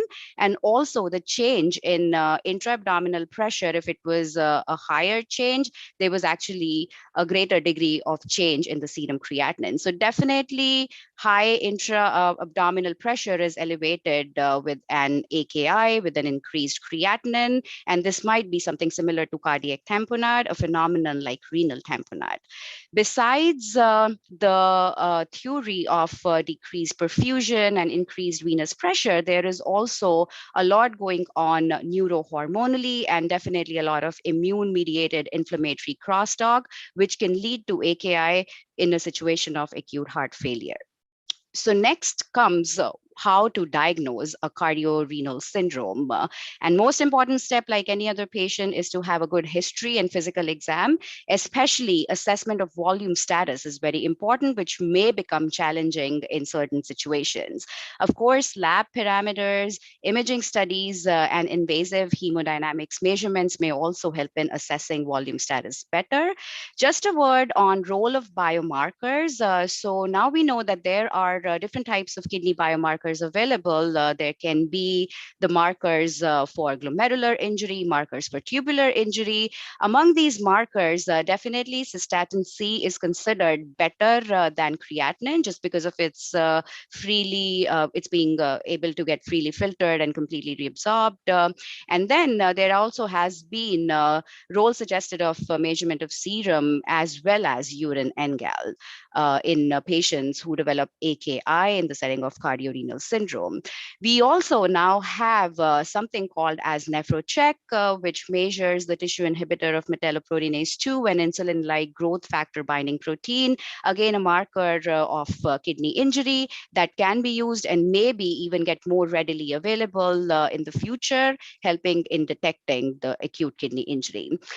Coming to imaging modalities, of course, echocardiogram is important to see what's going on with the heart, what's the EF, are there any valvular abnormalities, any hypertrophy, etc.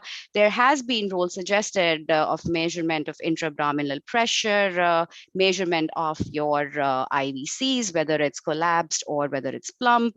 Bioimpedance vector analysis can also be used to assess volume status in patients who may be fluid overloaded. And then renal ultrasound definitely stays something important, and we'll also discuss about POCUS of the lung, its role here. So renal ultrasound, first thing, of course, which it may help is distinguishing the acuity versus chronicity of kidney injury in these patients. And the other two indices which can be measured are intrarenal venous flow as well as renal venous stasis index, which we can do with the help of a renal ultrasound.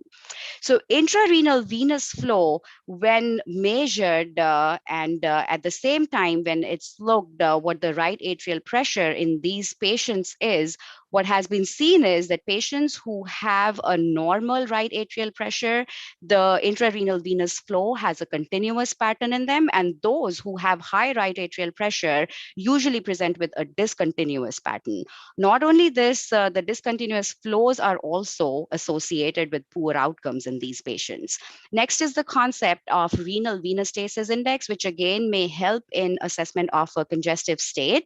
And if the renal venous stasis index is high, it just shows that the patient is congested when you may not see evidence of congestion on physical exam. Then role of lung ultrasound. We all are now aware presence of B lines do indicate volume overload for this patient. But another important concept is that actually B lines may also appear before the onset of symptoms, before development of symptomatic acute decompensated heart failure. So that's where this may come into role. Role of cardiomems has not been described in patients with CKD or those with acute cardiorenal syndrome, needs to be investigated more. And your pulmonary artery pressure measurements based on ESCAPE trial did not show any benefit in terms of decrease in incidence of AKI or effect on renal function.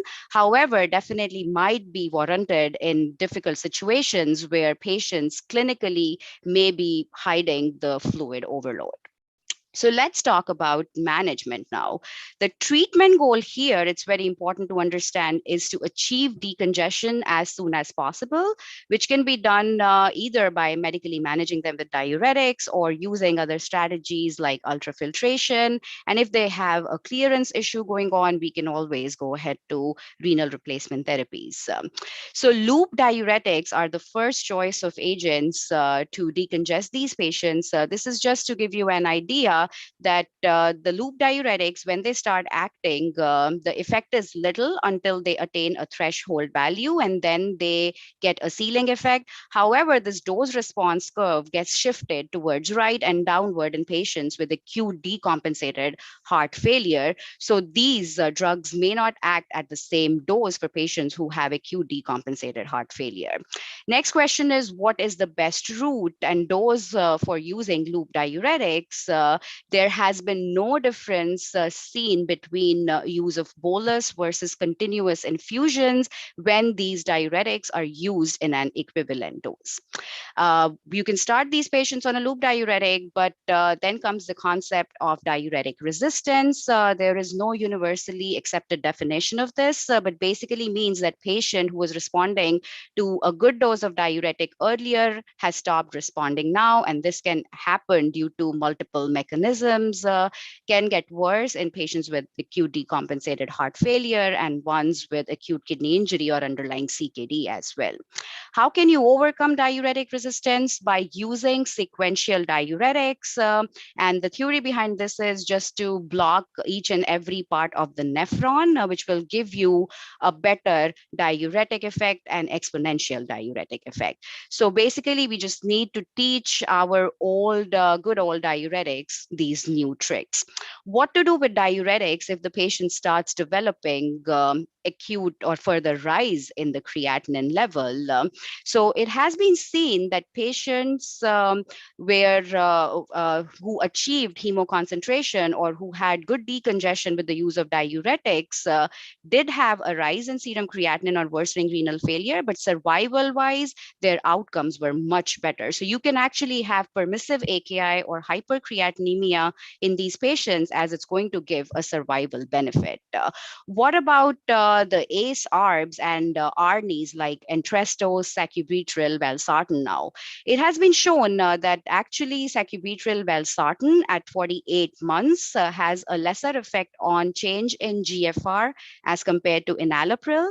So both of these agents, all these agents can be continued with caution in patients who develop acute kidney injury because they do have long-term survival benefits.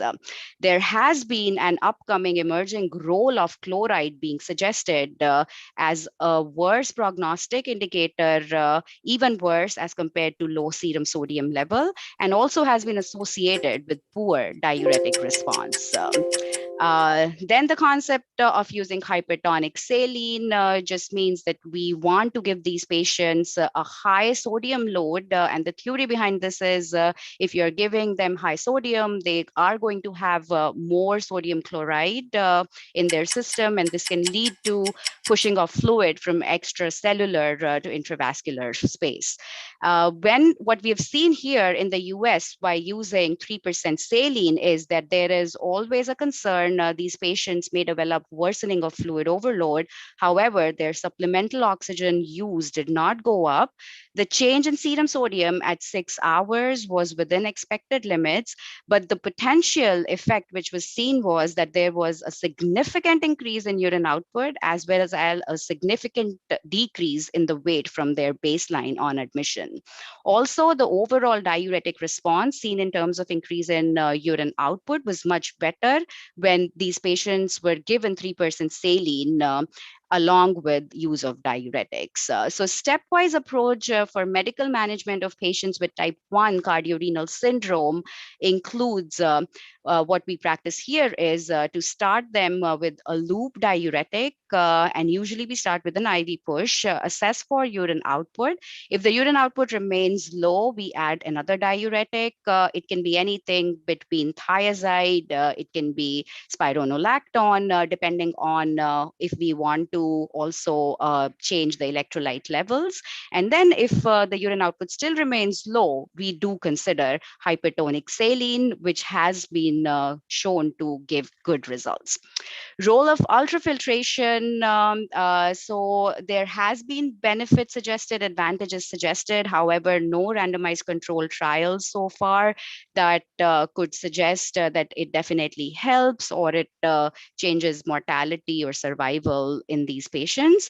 And KRAS heart failure was actually the trial which did show there was a significant increase in serum creatinine for patients where ultrafiltration was initiated early on without any difference in survival or overall outcomes in these patients.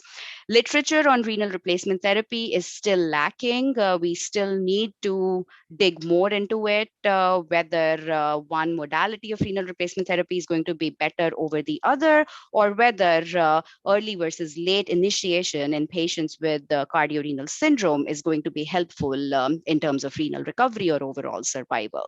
So just to summarize, an acute heart failure patient may develop acute kidney injury due to various mechanisms, including hemodynamic derangements, inflammatory crosstalk, and neurohormonal activation. Once detected, we start with medical management. If that doesn't work, we do take into account the role of renal replacement therapy. And of course, once the patient is decongested, our goal is to help them get off dialysis as soon as possible. A lot of potential research opportunities here. We may be able to better define cardiorenal syndrome and AKI in cardiorenal syndrome because most of the trials use rise in creatinine as opposed to decrease in urine output or other biomarkers in these patients. And definitely more to be known in terms of diagnostic, treatment strategies, dialysis modalities, and also importance of palliative strategies in these patients. So we learned about these new concepts of renal venous hypertension, allowing for AKI to develop in these patients, given the survival benefit long term. We can continue using ACE, ARBs, ARNIs in a situation of AKI in patients with cardiorenal syndrome. Goal is to attain and maintain euvolemia as soon as possible And the last and most important is that salt may be actually a solution here, not a problem. So we may in the future want these patients to actually take more salt in. And the sodium heart failure trial that completed their enrollment last year, we should be expecting the results sometime soon. Thank you very much.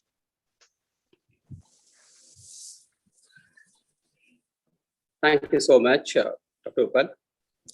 That was fantastic. Within 20 minutes, you were able to cover almost all the important concepts about cardiorenal syndrome, AKI. Particularly the important message that you have driven home is the more important rider in deciding the occurrence of AKI is renal venous congestion. That's very important. And also another thought-provoking suggestion is that role of 3% saline in resistant condition. My point is that, is there any role for SGLT2 inhibitor? So yes, that's a good question, Dr. Gopalakrishnan. Yes, I mean, like, SGLT2 inhibitors, although still they are, at least in the US, they are still marketed under anti-diabetic agents. So mostly FDA approval is for patients who have diabetic kidney disease. But now we do know with the newer trials like DAPA heart failure, EMPEROR, that included dapagliflozin, empagliflozin, for patients with heart failure, even without diabetes or without kidney disease, they did have better outcomes. The role in an acute kidney injury situation, as far as data is concerned, we still don't know that. But of course, they are potent diuretics. So, we still can use them to augment diuretics. And there has been some role suggested that with the use of SGLT2 inhibitors, they may act on the Klotho receptors and maybe even help in preventing AKI to develop in patients who may be in decompensated heart failure, but yet not an AKI. But we still need more trials, more data on it. But definitely a potential diuretic and should benefit these patients. Thank you so much. And a word about acute peritoneal dialysis in our center in Madras Medical College. Quite often we resort to that. It's an acute intermittent peritoneal dialysis in a hemodynamically unstable patient. It's quite rewarding in certain situations. Yes, absolutely, definitely. I mean, given hemodynamics, it is definitely considered to be better, especially in patients who may have hemodynamics that are not that great, especially for these patients. It's just that in the US, still the primary modality to be used for patients who have AKI, and we still go with intermittent hemodialysis or CRRT. Acute PD is not something which is regularly performed. But there is actually data for patients who are on chronic PD. At 6 months, people have seen that there was a decrease or actually improvement in their NYHA class of symptoms for patients who were on chronic PD and had acute heart failure along with ESRD or advanced CKD stages. Thank you so much. And the new concept on chloride, it's a kind of a paradigm change in the thinking. We've been thinking that chloride is kind of nephrotoxic. Yes. So actually, like, we used to have one of our fellows, and he used to tell us that his favorite electrolyte is actually chloride, because nobody is going to call you or wake you up in the middle of a night for a high or low chloride level. But I think now with the emerging literature, and as you are saying, it may have a potential role too, maybe even more than sodium. So definitely we'll know. Thank you so much, Dr. Upal. I thoroughly enjoyed your lecture. Thank you so much. Thank you so much, Dr. Gopalakrishnan, and thank you again to all the organizers. Thank you so much, sir. Thank you, ma'am. I would request Professor Himanshu Shekhar Mahapatra to kindly introduce Dr. J.R. Kalan.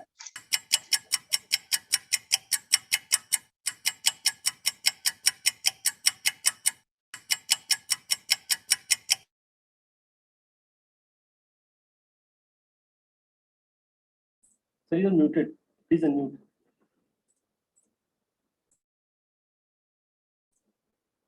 Sir, you are muted. Please unmute.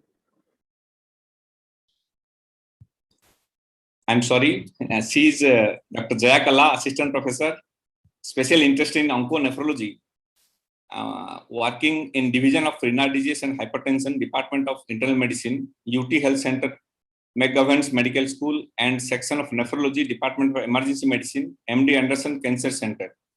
She has lots of honors. NKF Young Investigator Research Grant Award in 2019, Southeast Texas Research Grant. Her project was isosorbide mononate for anti-vascular endothelial growth factor induced kidney injury. She has also editorial member of NKF Spring Clinical Meeting Committee member, and now she will speak on chemotherapy related AKI. Over to Dr. Jaya Kalla.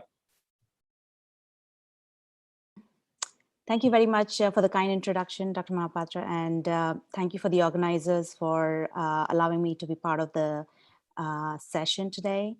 I'm going to be sharing my slides.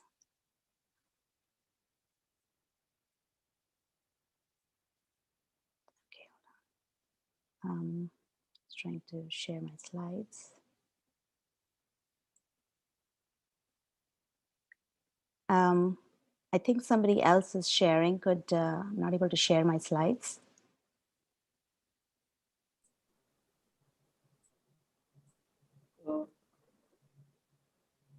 Avinash?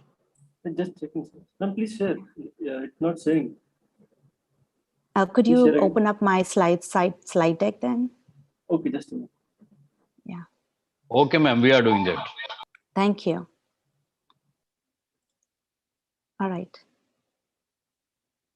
Thank you very much. Okay, so we're going to be talking about traditional chemotherapy related acute kidney injury. It's a very comprehensive topic, and I'll try my very best to make it as quick as possible. Next slide, please. These are my disclosures. Next slide. So we are going to be talking about how we classify these traditional chemotherapeutic medications, the risk factors that are usually associated, which make patients prone to the nephrotoxicity. Specific drugs we're going to be discussing about. I won't be able to go through all of them, but most of the ones which I do go through, we will talk about the risk factors, how we prevent nephrotoxicity in them, how the clinical manifestation occurs, and the treatment. Next slide, please. We classify these traditional medications as alkylating agents, antimetabolites, antimicrotubules, agents, anti-tumor agents, platinum-based agents, immunomodulators, proteasome inhibitors, and there are some of the miscellaneous which we won't be going into in detail. Next slide. The risk factors that our patients are usually prone to, which make them at a risk of having kidney injury, are usually intravascular volume depletion. And these risk factors are present in almost all other patients as well, which we come across in our clinical practice or in the hospitals. The use of concomitant nephrotoxic agents also increase their propensity. Underlying cancers which might cause urinary tract obstruction might be another reason why we have AKI. And intrinsic, which is patient-dependent issues, which are either idiopathic, age-related, or cancer-related. Next slide. The drugs which are usually requiring or dose adjustments are almost all the drugs that I've already mentioned about, and I'll be subsequently talking about as well. So nearly all drugs that are being given as chemotherapeutic agents, we'll have to always go back and look at the drug dosing, and depending on the eGFR of that patient at that time, will decide what the drug dosing should be for the next cycle. Next slide. Now coming to specific drugs, cisplatin, which is so commonly used. It's usually used for the solid tumors and lymphomas. Nephrotoxicity is seen in about 30% of the patients. More so in cisplatin as compared to oxaliplatin, and the onset of AKI happens in about 7 to 10 days. It is usually reversible. However, in most of the cases and most of our clinical practice, we found it very notorious to be permanent and causing lasting side effects. Next slide. The mechanism of cisplatin nephrotoxicity lies in the fact that through the organic cation channels, it's in induction or influx into the proximal tubules, results in inflammatory changes within the proximal tubules, which causes changes in the mitochondria, in the renal tubular cells, causing apoptosis and necrosis. That is what results in the acute kidney injury and the tubulopathy.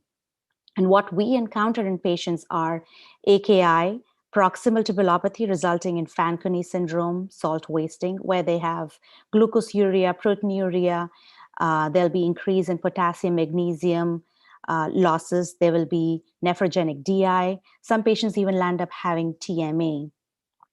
Next slide. So what are the risk factors that we can prevent in our patients so that we don't allow this occurrence to happen? We need to ensure that if the first cycle of cisplatin, since we're able to see it within a week's time, we need to be dose reducing, hydration needs to be started, and substitution to a lesser nephrotoxic such as carboplatin or oxaliplatin may be done. Supportive treatment is what we have to do in these patients. And as I said, either discontinue cisplatin and switch them to the other platins, correct the hypovolemia that results from the salt wasting, and electrolyte replacements need done. Next slide. Now, this is the hydration protocol that has been recommended. When the cisplatin dose is less than 50 milligram per meter squared, we usually try to do it outpatient setting. Shorter duration of infusion can be done. Hydration and potassium and magnesium supplementation may be required. Next slide. Coming to the next drug, which is ifosfamide, the chloroacetaldehyde part of the metabolite that is being generated by ifosfamide is the one which causes direct nephrotoxicity.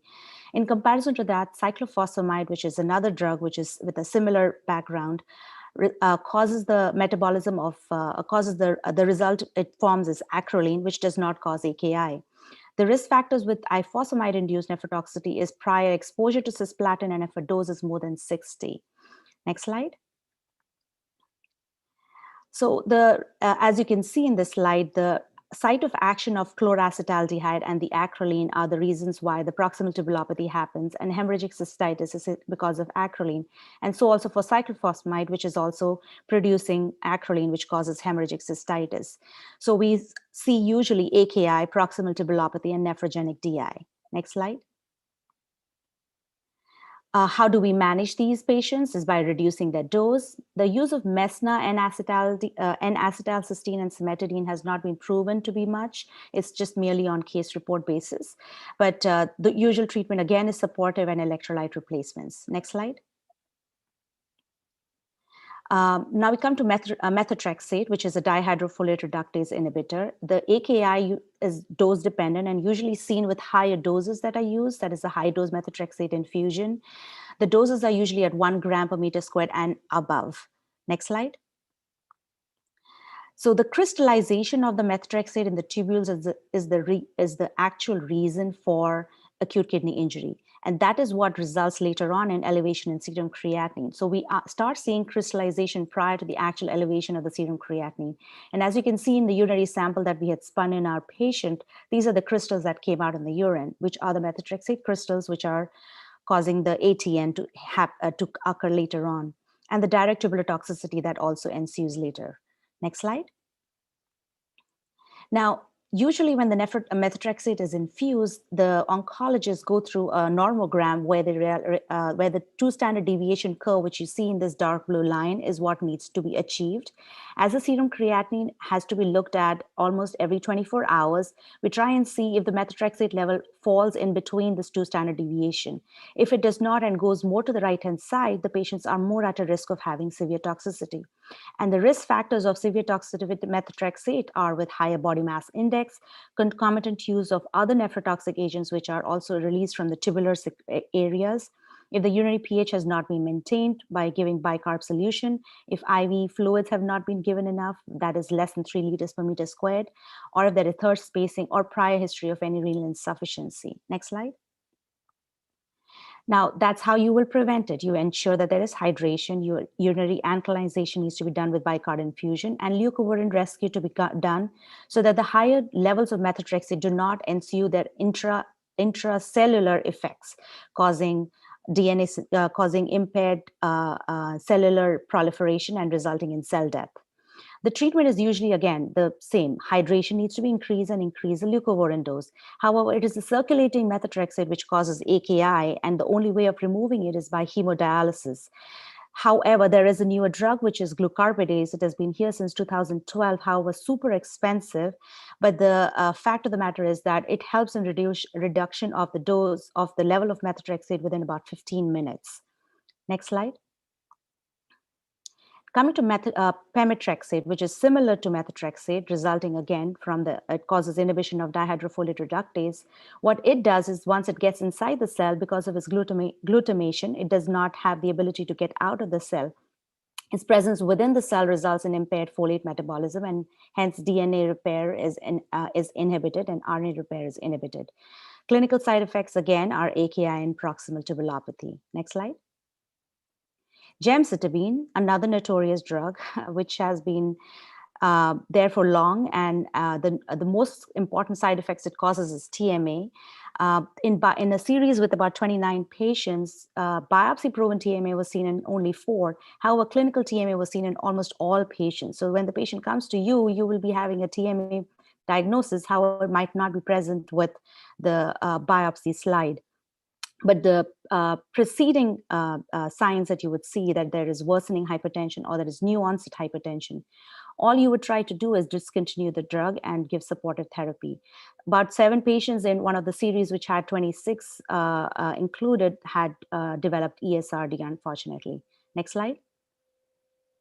Now, coming to the classification of the patients who develop TMA, among the cancer type drugs type A and type 2, gemcitabine and mitomycin C land up being in the type 1, which are delayed onset, have cumulative and dose-related effects, are permanent, irreversible, and high probability of recurrence with reinstitution or re-challenge.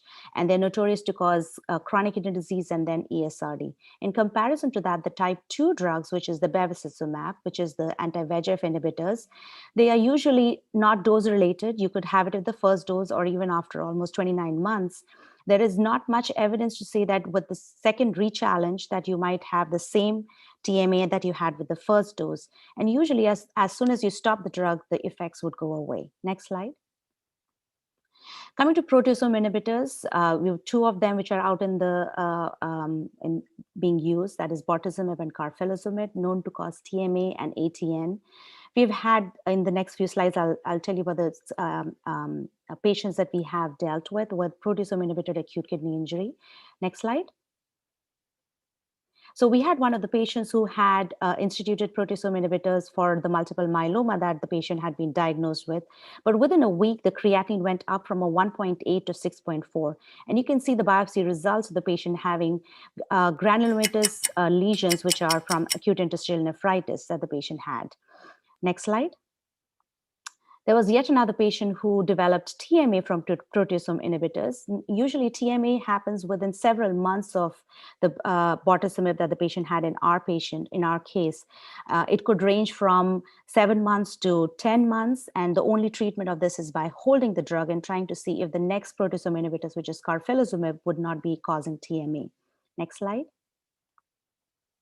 Coming to cetuximab, another drug which results in severe magnesium loss, and how it usually acts is it does not allow the EGF receptors to act on to combine with the EGF, which is responsible for reabsorption of magnesium, resulting in extreme, enormous amount of magnesium loss despite several IV infusions of magnesium and oral supplementations.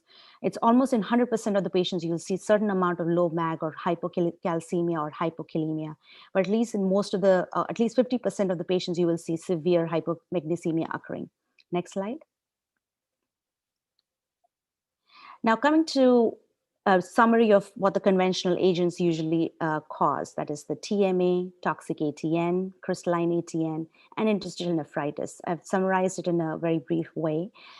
So we have the mitomycin C and gemcitabine and the anti-angiogenic drugs, which are resulting in the arterial vessel effect causing TMA. The platinum drugs, ifosfamide, pemetrexate, resulting in effects on the proximal tubules. Then you have crystalline deposition because of methotrexate, resulting in crystal deposition, resulting in causing of AKI at this end. Next slide. And I think this is the previous slide deck. However, I had tried to summarize the traditional chemotherapy drugs. There are also, we've got the targeted chemotherapeutic drugs, which are the anti-angiogenic drugs as well, which cause TMA in these patients. Due to time constraints, I wasn't able to go through all the drugs, but thank you very much for a patient listening. Thank you very much, Dr. Jaya. You have nicely presented everything. Actually, basically, all parts of the kidney is involved in the all type of malignant, anti-malignant drugs. And thing is, day by day, newer drugs are coming up, and it's very difficult to remember the drugs name and how to treat and what are the types of which part really affects. That is very difficult. As you say, definitely magnesium is the definitely you have to see that you say 100% deficiency is there. You have to treat that. Generally, in our day-to-day practice, we usually avoid the dehydration part and hypotension part, and or other nephrotoxic patient is taking or not. And do we have any role of any N-acetylcysteine to prevention of this acute kidney injury in chemotherapy induced? If you are planning for any chemotherapy, can you give N-acetyl? Is there any trial you have? Do you have any idea? No, so there has been no trial. It's just based on case reports. And that is why I'd mentioned cimetidine has also been tried, because conceptually it will help in reabsorption of the magnesium, not let the toxicity happen. However, the oncologists, so it's as you had mentioned, that as we as nephrologists do recognize that hypovolemia, making sure hydration happens, making sure no concomitant nephrotoxic agents are given, so that while the cisplatin is acting, there's another nephrotoxic agent that is there. This is not a perception that the oncologists have. So why this, I believe that our role as nephrologists is to educate the oncologists that these are the drugs that probably for the next cycle, you can hold them, which is, for example, non-steroidals, which are patients such as osteosarcoma, if they are having it and they are getting medications because of that, they are in pain, so they're getting non-steroidals. So if we can avoid the concomitant medications, we'll do a great benefit. But we have not been able to use N-acetylcysteine because there is no evidence to prove that that is definitely going to be helpful. There has been no randomized controlled trial. However, using magnesium infusion during the infusion of cisplatin has known to be able to help in preventing the toxicity that happens during the cisplatin infusion. And that's mainly because it just does not let, there's a lot of antioxidant effects that it has as well. Along with that, it also acts on the same channel. So it just helps in reducing the onslaught at the time of infusion. Tumor lysis syndrome is the major complication of this all type of malignancy almost. And what about this allopurinol or rasburicase treatment as a prevention of that tumor lysis syndrome? So once a patient comes in with tumor lysis, we ensure, first of all, as we always do for all our patients, intense hydration, ensure the urine output is about 100 to 200 ml per hour. And as soon as the uric acid starts going up, even before we give it, we've realized that the oncologist have already infused rasburicase. The standardized dosing is about 3 milligrams that they're giving as one-time dose. Then, of course, they start putting them on allopurinol, and that will be the prevention of having any further uric acid accumulation and uric acid crystallization. So we will always wait for the uric acid results to be back. However, once the tumor lysis markers start showing up that you've started elevation of uric acid, there is hypocalcemia, there is hypophosphatemia, hyperkalemia. We start intense hydration, the patient is immediately admitted. And if requiring a renal replacement therapy, we are pretty aggressive about starting renal replacement therapy. Because even if you start giving them a lot of infusion, the urine output will start going down and they'll be in likelihood of having volume overload. And what about, for example, if patient developed AKI? Is there a role of diuretics and mannitol to prevent or further? Is there oncology associated AKI and normal AKI? Is there any difference? So we do not, over here, we have not tried to propagate use of mannitol. Yes, the cisplatin unfortunately comes pre-prepared over here along with mannitol. It has been recommended that only when the dose of the of the cisplatin is more than 100 milligram per meter squared, then is the only time when mannitol has proven to be helpful. In lower doses, it would not help much. So I would recommend not using mannitol unless that dose is that high. Using diuretics, of course, for any cases of of AKI, if the patient is volume overloaded, yes, you will have to go ahead and use it so that you don't let the patient get intubated. But otherwise, no role of giving diuretics for either tumor lysis or for any other purpose, because here the role is hydration more than volume removal. And I think there is no questions in the chat box. If any question, then they can mail you. Yes, and already bell has rung, so that's right. Thank you very much for your excellent presentation. I thanks the organizers and I thank the Gangaram Hospital for arranging excellent this AKI update. Thank you very much. Over to the organizers. Thank you very much. Thank you, sir. Thank you, ma'am. I would request Dr. Sunil Prakash to kindly introduce Dr. Rimda Vanchu. Good evening. It's my pleasure to introduce Dr. Rimda Vanchu, who is Professor of Medicine at Zucker School of Medicine at Northwell. And she has been very ably awarded with Outstanding Medical Services in 2016. And preceding years, she was the Outstanding Intern and Resident in 2003 and 5. So Dr. Vanchu has a very long track record of being right on top. Over to you, Dr. Vanchu, please.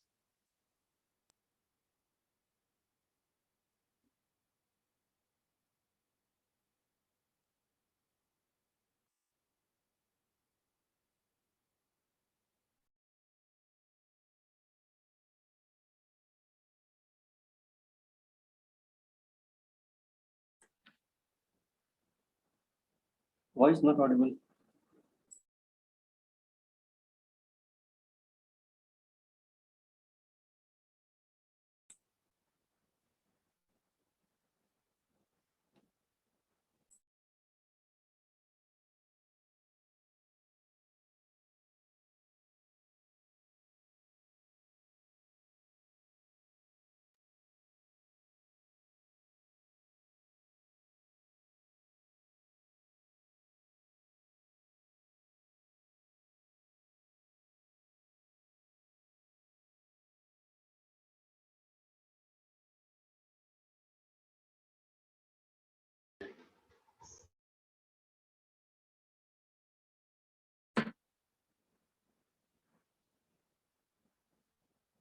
Not audible again.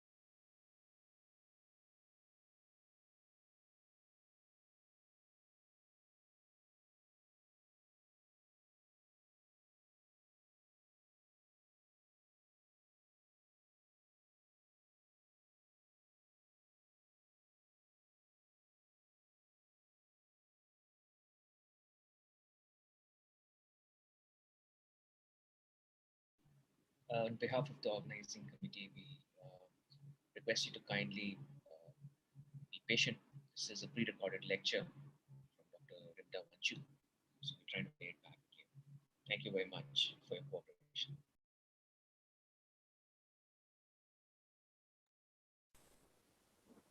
So, good morning, everyone. I will be talking about immune checkpoint inhibitors and acute kidney injury, an update. Just to state, I have nothing to disclose. And my objectives in this presentation are to go over the AKI with CTLA-4 inhibitors as well as the PD-1, PD-L1 inhibitors, to go over glomerular diseases that are seen with immune checkpoint inhibitors, as well as the use of immunotherapy in the kidney transplant as well as the dialysis patient. So what is immunotherapy? Immunotherapy differs from traditional chemotherapy in that it targets your immune system, which in turn attacks the tumor. And just a basic sort of 101 slide on how these drugs work. As you can see, you have a T cell and an antigen presenting cell in front. The first step always involves antigen recognition, where the antigen is presented in association with the class 2 molecule and is recognized by the T cell receptor. Once this interaction happens, there is what is termed as the co-stimulatory signal, where the CD28 on the T cell binds with the CD80, 86 on the antigen presenting cell. And when this signal occurs, there is activation of the T cell. However, in order to prevent this unrestrained activation of the T cell, all of us have certain checkpoints in place which sort of inhibit the unrestrained activation of the T cell. And these include the CTLA4, which competes with the CD28 to bind to the CD86 molecule. So when this interaction takes place, the T cell actually is inhibited and is not able to proliferate or get activated. Similarly, the PD-1, when it binds to the PD-L1, it essentially leads to the same thing, which is inactivation of the T cell. So here you have a T cell along with an antigen presenting cell, and you have a CTLA4 receptor antibody, which will bind to the CTLA4 protein on the T cell and inhibit the inhibitory signal that's happening. So what happens with this is that the T cell actually ends up remaining activated. And similarly, this is the PD-1 and the PD-L1 inhibitor. Once these inhibitors bind to these receptors, the T cell is no longer inhibited and in turn remains activated and can attack the tumor more efficiently. This is just a slide showing the various CTLA4 inhibitors as well as the PD-1 and the PD-L1 inhibitors that are currently in use. And you can see the indications. It really varies. Lots of cancers that are being treated. And I think that as time goes on, we'll only see more and more cancers wherein these drugs will be used. And about 50% of patients that are on these drugs will develop side effects as a result of the basic mechanism, which is, activation of the immune system. So you end up having various organs being involved. So you can have thyroiditis, you can have pneumonitis, colitis, hepatitis. So it can pretty much affect all parts of your body. And this is just to show the AKI grading, the CTCAE, as well as the KDIGO guidelines, classifying stage 1, stage 2, and stage 3, which we all know. So I'm going to start off with the first case just to give you an idea about how these drugs work. So you have a 69-year-old patient with a history of hypertension, GERD, who's been on a PPI or proton pump inhibitor for several years, is now diagnosed with non-small cell lung cancer. She started on treatment with IV pembrolizumab, which is a PD-1 inhibitor, and 3 months later is noted to have acute kidney injury with a rise in serum creatinine from 1 to 2. You decide to biopsy this kidney. What will the biopsy show? Will it be acute tubular injury? Will it be acute interstitial nephritis? Will it be hypertensive nephrosclerosis? Or will it be thrombotic microangiopathy? So just to go over the incidence of the AKI with these drugs, in the phase 2 and 3 trials, the incidence was noted to be about 2.2%. Grade 3 and 4, obviously lesser at about 0.6. If you are on a combination therapy, which is if you are on a CTLA4 along with PD-1, the incidence of AKI does go up. It's about, close to 5%. This is a single center study from MGH, wherein they looked at 1,000 patients with normal kidney function who received immune checkpoint inhibitors and to try to figure what was the frequency of the AKI. And what they found was that AKI was reported in close to 17% of the patients who were on these drugs, but sustained AKI was more like 8%. However, if you actually try to see whether it was the immune checkpoints that was causing the AKI, the incidence was lower at 3%. Just keep in mind, a lot of patients will have AKI, which could be unrelated. It could be because they are dehydrated or they're on a nephrotoxic medication.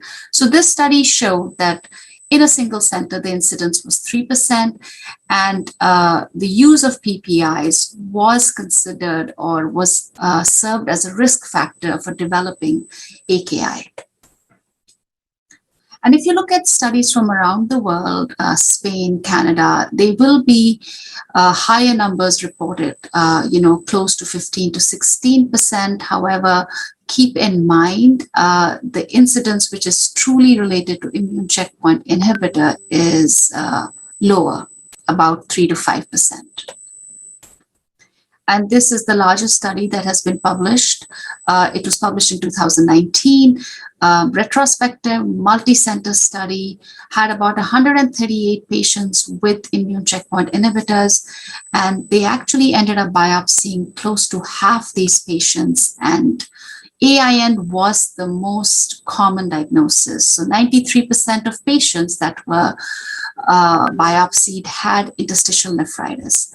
The time to develop this was a little bit late. It was about median of 14 weeks. And most of these patients actually did well. Close to 85% of patients had remission ranging from complete to partial, and only about 15 actually had no response. The risk factors associated was a lower GFR, use of PPIs, as well as combination immune checkpoint and combination therapy. So if you look at the various studies that have been published, the risk factors for developing AKI with immune checkpoint inhibitors is GFR less than 30, use of proton pump inhibitor.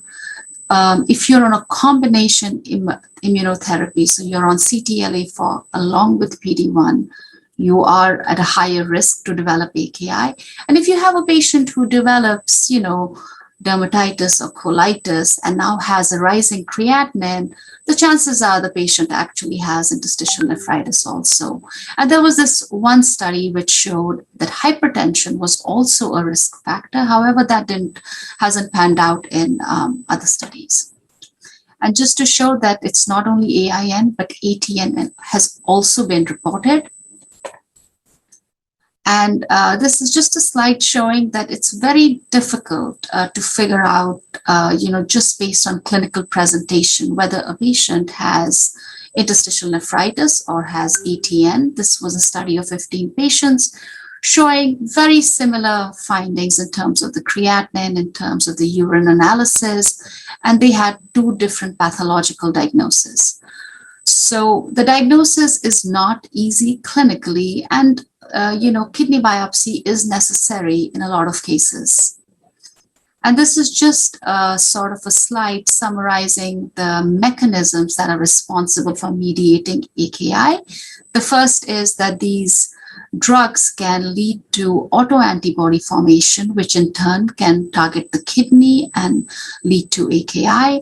The second is that the activated T cells now go on to attack the off-target tissues like the kidney and mediate interstitial nephritis. Or you can have a drug-specific latent T cell, which in turn now gets reactivated when you use these drugs. And the third mechanism is that perhaps the inflammatory cytokines that are associated with these drugs will actually mediate the kidney injury. The management, I just would like to say, is that, high quality evidence is lacking. Recommendations are primarily based on expert consensus, and it's limited to case reports, case series. In terms of management, obviously, it's important that you hold the drug And depending on the degree of the AKI, one can decide whether you should hold the drug temporarily or permanently. And I'll talk about that a little bit later, but essentially administer steroids. And if you have grade 2 toxicity, perhaps you could use 0.5 to 1 mg per kg of prednisone. And if you have actually, higher levels of acute kidney injury, you could make a case for using higher doses of steroids, 1 to 2 mg per kg per day. The tapering of the steroids should be done over a course of at least 4 to 6 weeks. And if you have a patient who doesn't respond just to steroids, you might want to consider additional immunosuppression such as mycophenolate. And this is just to show that treatment matters. If you actually treat these patients with steroids, their odds ratio of complete recovery are much higher. And why does that matter? Because renal recovery is associated with a better survival. This was shown again in the paper that was published in JASN. Patients who recovered did better. And this was another paper which showed essentially the same thing. If you had AKI, you did worse in terms of overall survival. So back to our patient. Yes, the biopsy was consistent with interstitial nephritis. We treated them with steroids and the AKI resolved and the creatinine was back to baseline. And now the oncologist said, well, because the immunotherapy was working so well and because the creatinine is down, I would like to restart the immunotherapy. So what do? Do you say no? Do you say, okay, we can try re-challenging this patient and watch the patient closely? Or do you now keep the patient on low-dose steroids and restart the immunotherapy? So what is the data on re-challenge? So there have been studies that have been published looking at exactly this, that, what is the percentage of patients that will actually redevelop AKI when they're re-challenged with immunotherapy? And the risk is about 19 to 25%. So not everybody will have a recurrence of AKI. However, there will be patients between 19 to 25 that will develop recurrence of AKI. So just to know that it doesn't happen universally, but it does happen frequently. And, it's manageable. A lot of these patients, if they're retreated with steroids, will actually have recovery of kidney function. The decision is really based on risk-reward ratio. And if you have a really severe immune-related adverse event, perhaps it's best to avoid these drugs. However, in AKI, you can retry. So we did start immunotherapy. We did not have them on steroids, and so far the patient is doing very well. What else can be used? Mycophenolate has been used. Infliximab has been used. Rituximab, again, only small numbers, case reports, nothing which is, large patient population. But this has been used at least with some response. What about other diseases? So we published this in KI reports where we tried to look at the glomerular diseases that have been reported with the use of immune checkpoint inhibitor. And actually, we found that the most common glomerular disease is pauci-immune glomerular nephritis, along with renal vasculitis, followed by podocytopathies, followed by C3GN. Again, these are small numbers. Only 45 cases have been reported so far, but they have, and this is the pathology.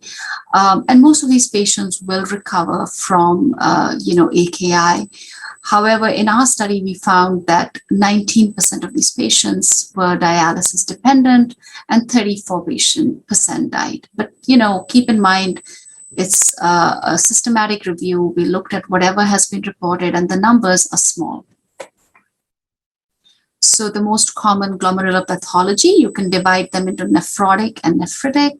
And as I mentioned, nephrotic is podocytopathies, amyloid, and nephritic, as you can see, pauci-immune vasculitis, C3GN, IgA. A lot of these pathologies have been reported.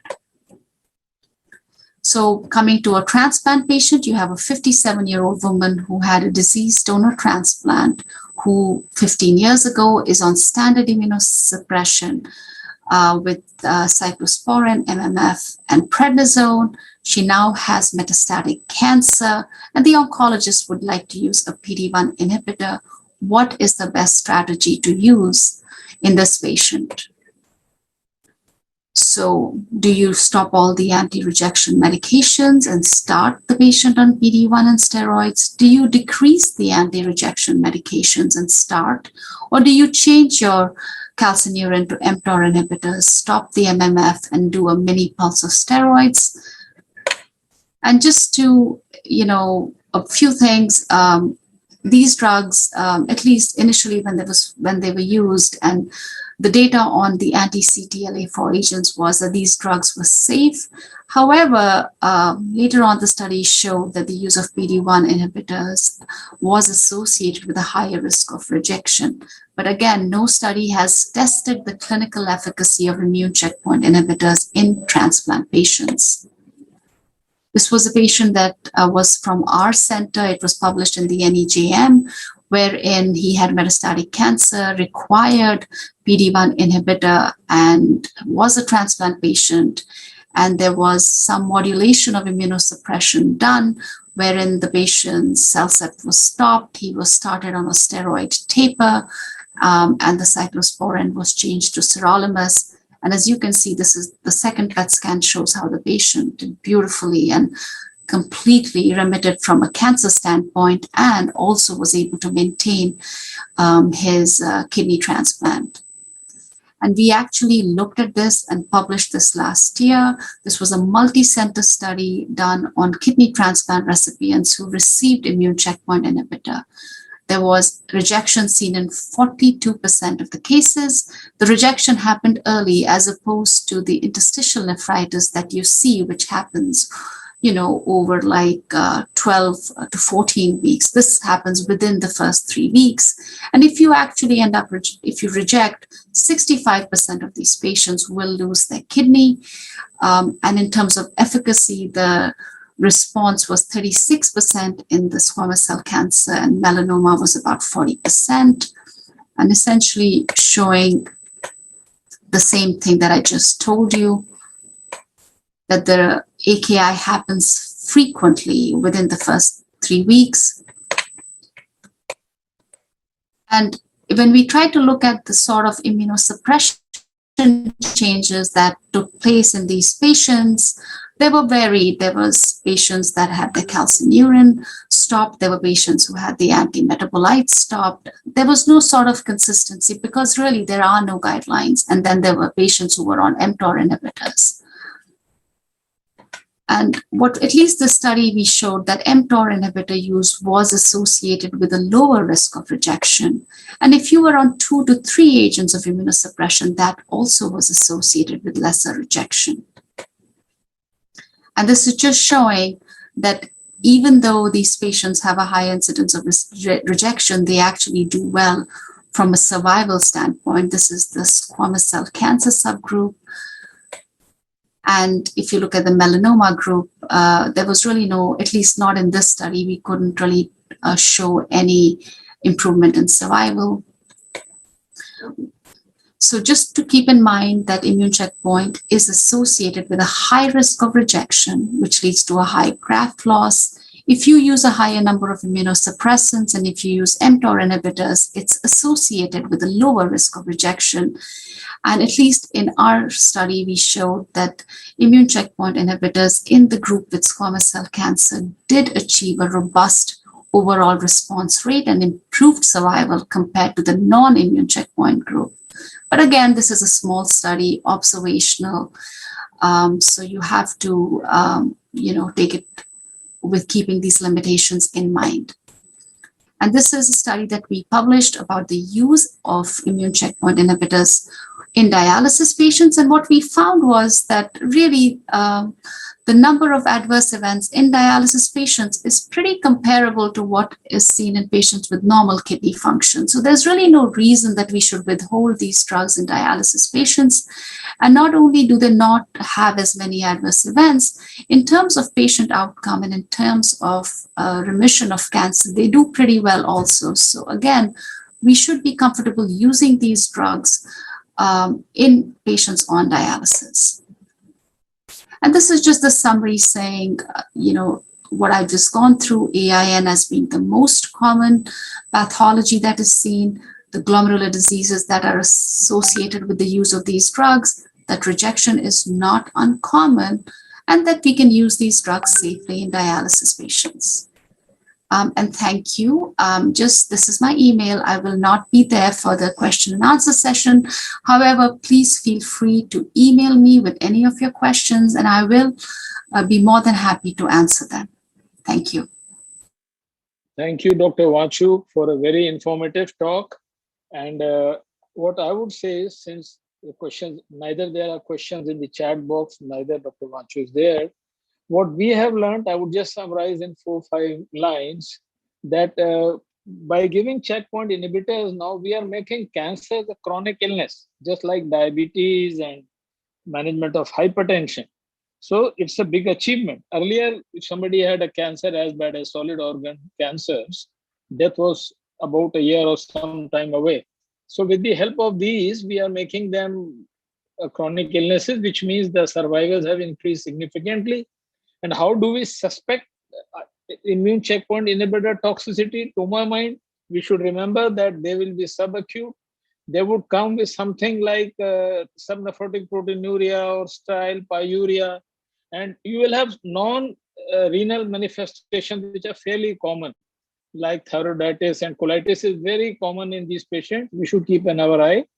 And I would re-emphasize the point that to mitigate the ICI toxicity, the other inserts should be avoided, like especially pantoprazole and proton pump inhibitors should be absolutely avoided because they act as haptens to trigger the response. And obviously, we want to have win-win situations in transplants also. There would be problems. So in that situation, favoring the immunosuppression. But having said that, if we have to give these drugs to save the life, that will have the priority, and patient may or may not return to dialysis. So with that, I will give back the mic to the organizers. Thank you. Thank you, sir. Let me move to our third session. What have we learned in AKI? For this, I would like to invite our chairperson, Dr. Jitendra Kumar, Chairman, Renal Science and Kidney Transplant, Accord Super Speciality Hospital, Faridabad, Dr. Rupesh Raina. He specialized in adult and pediatric kidney disease and hypertension, Associate Professor of Medicine, Director of Research, Akron Nephrology Associate, Cleveland Clinic, Ohio, Dr. Urmila Anand, Senior Consultant and HOD Nephrology, Yashoda Hospital, Secunderabad. Now I request Dr. Jitendra Kumar to kindly introduce Professor Narayan Prasad. Hello. Hi, good evening, everyone. Dr. Narayan has been my batchmate right since MBBS. We have been MBBS, MD and DM batchmates. But most important, currently he is Professor and HOD of Department of Nephrology, Sanjay Gandhi Postgraduate Institute of Medical Science. He has many notable achievements, and most important being Secretary, Indian Society of Nephrology. He has been former Secretary of Indian Society of Organ Transplant. Not only this, he has been Deputy Chair of South Asia Regional Board of International Society of Nephrology. He is Council Member of ISN and is also member for ISN ANA and India Committee. So he has a very nice CV, but most important, he has a long list of national and international publications, and most of his work has been original one, touching basic science as well as clinical nephrology. So this will be really great to hear from Narayan Prasad regarding acute kidney injury in elderly, and we all know that elderly is the most vulnerable population as far as AKI is concerned. And there is a lot many challenges, not only in diagnosis, but also in management of such patients. So over to my co-chair people. And if they are not available, then Narayan Prasad, please go ahead with your talk, please.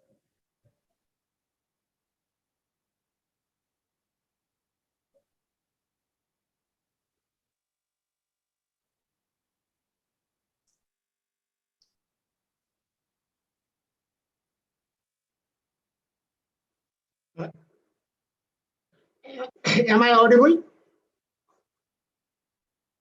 You are audible, please go ahead. At the outset, first of all, I would like to thank my dear friend, Dr. Jitendra, for this lovely introduction. And before that, I would like to thank Dr. Vinand Bhargava and the team of Sir Gangaram Hospital for this opportunity to make me the part of this excellent CME that I have enjoyed for last 3-4 hours now. And I hope that I will justify this topic of acute kidney injury in the elderly population. So why acute kidney injury in the elderly becomes a separate topic? When you look at the literature, it appears that over the last 25 years, the mean age of the acute kidney injury increased by 10 to 15 years, 5 to 15 years, at least in 15 years. And in patients of more than 60 years, there is approximately 3 to 8-fold progressive age-dependent increase in the community-acquired acute kidney injury. And in more than 70 years, a 3.5-fold higher incidence of AKI. One of the Madrid study of the 9-year prospective follow-up has shown average age of the AKI in large European cohort was 76 years.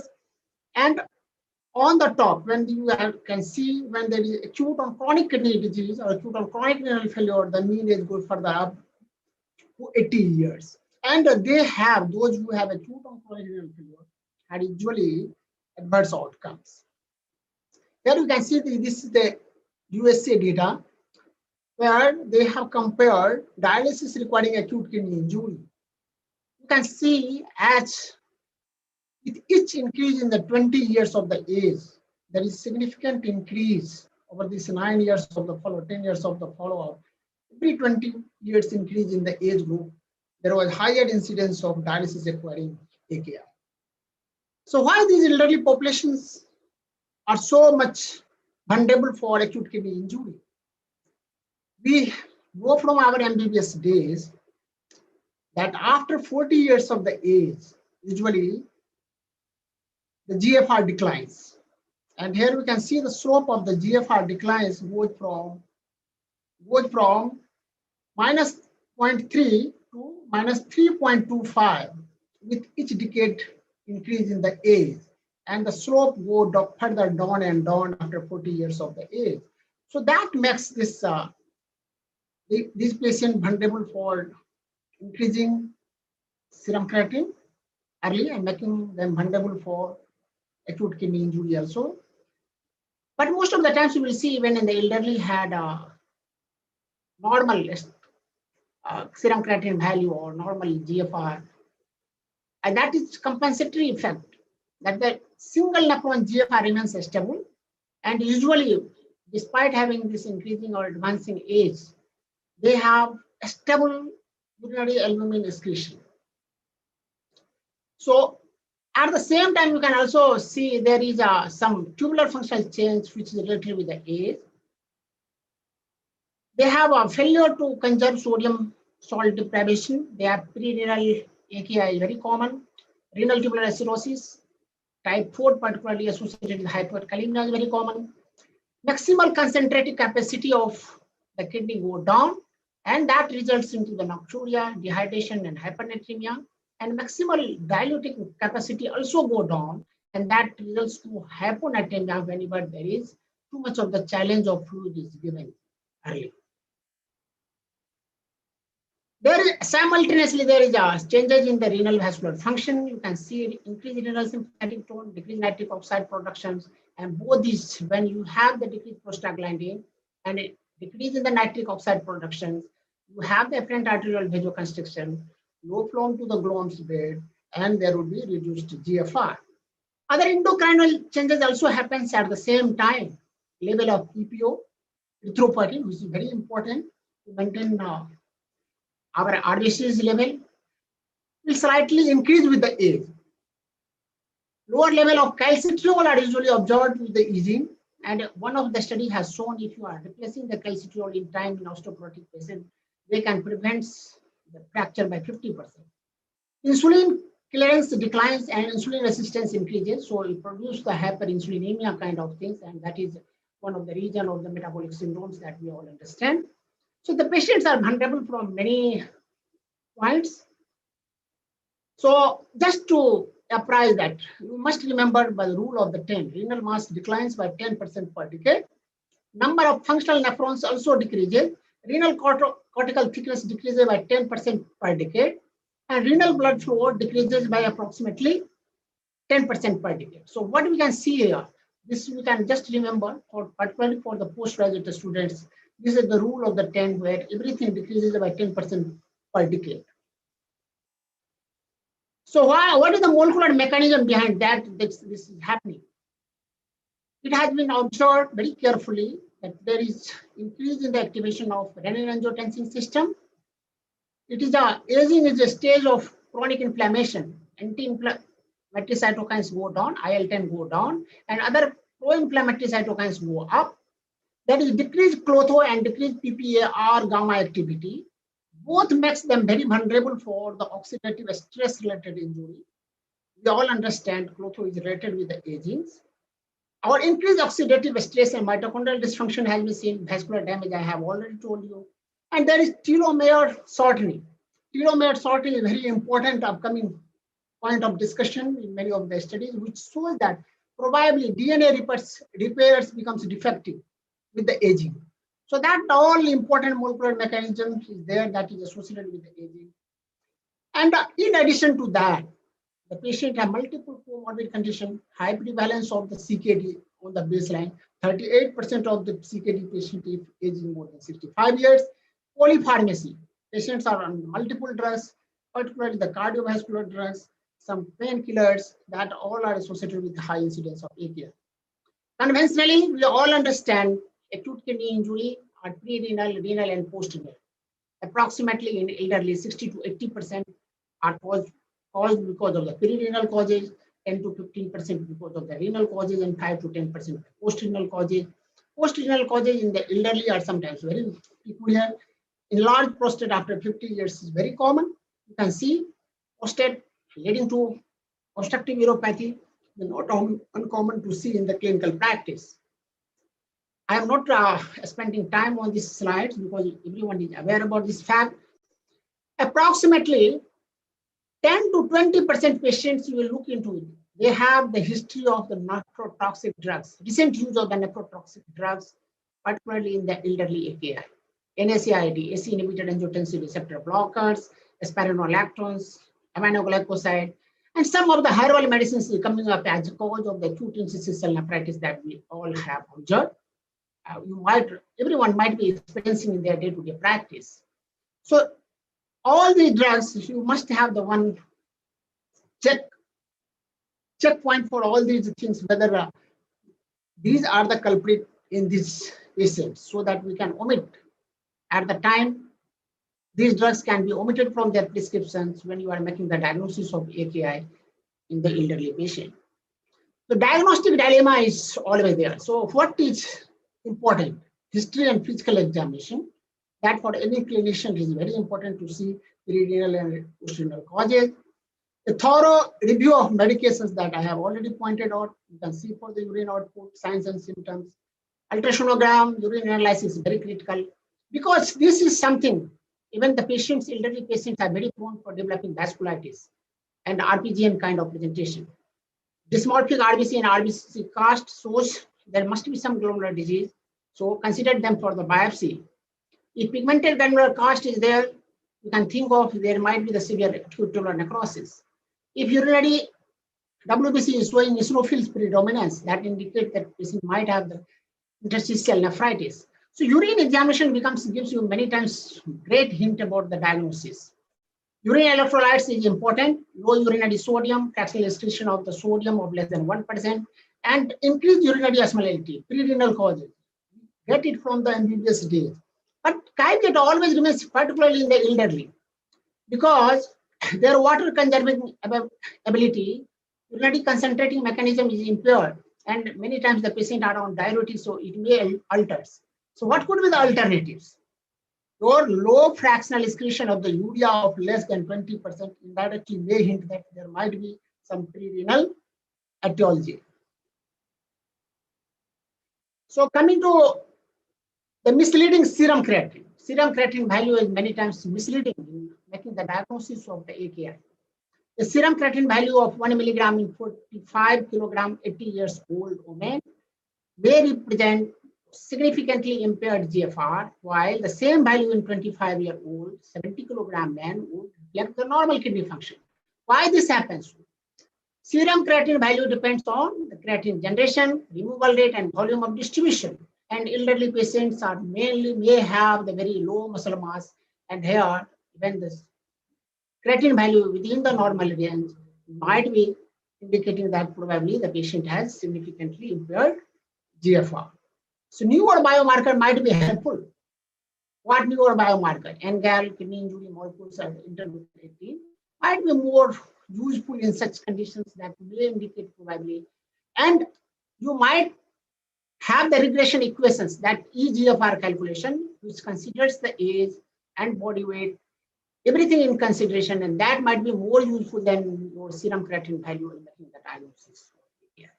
So prevention and treatment in the elderly, coming to this part. So preventive strategy, identify high-risk clinical settings. That if the patient has the pre-existing CKD, cardiac failure, liver disease, patient is malnourished, hypovolemia, that we should look for. Avoid nephrotoxic inserts, contrast-induced nephropathy. Restrain from contrast using, particularly iodinated contrast. So iodine-based contrast should be avoided. Keep optimal hemodynamics during the patient's during the treatment of hypertension. When you avoid using diuretics too much of many times NSAID and ACE inhibitors. If the patient is on these drugs and likely that the patient have AKI, then we should stop this.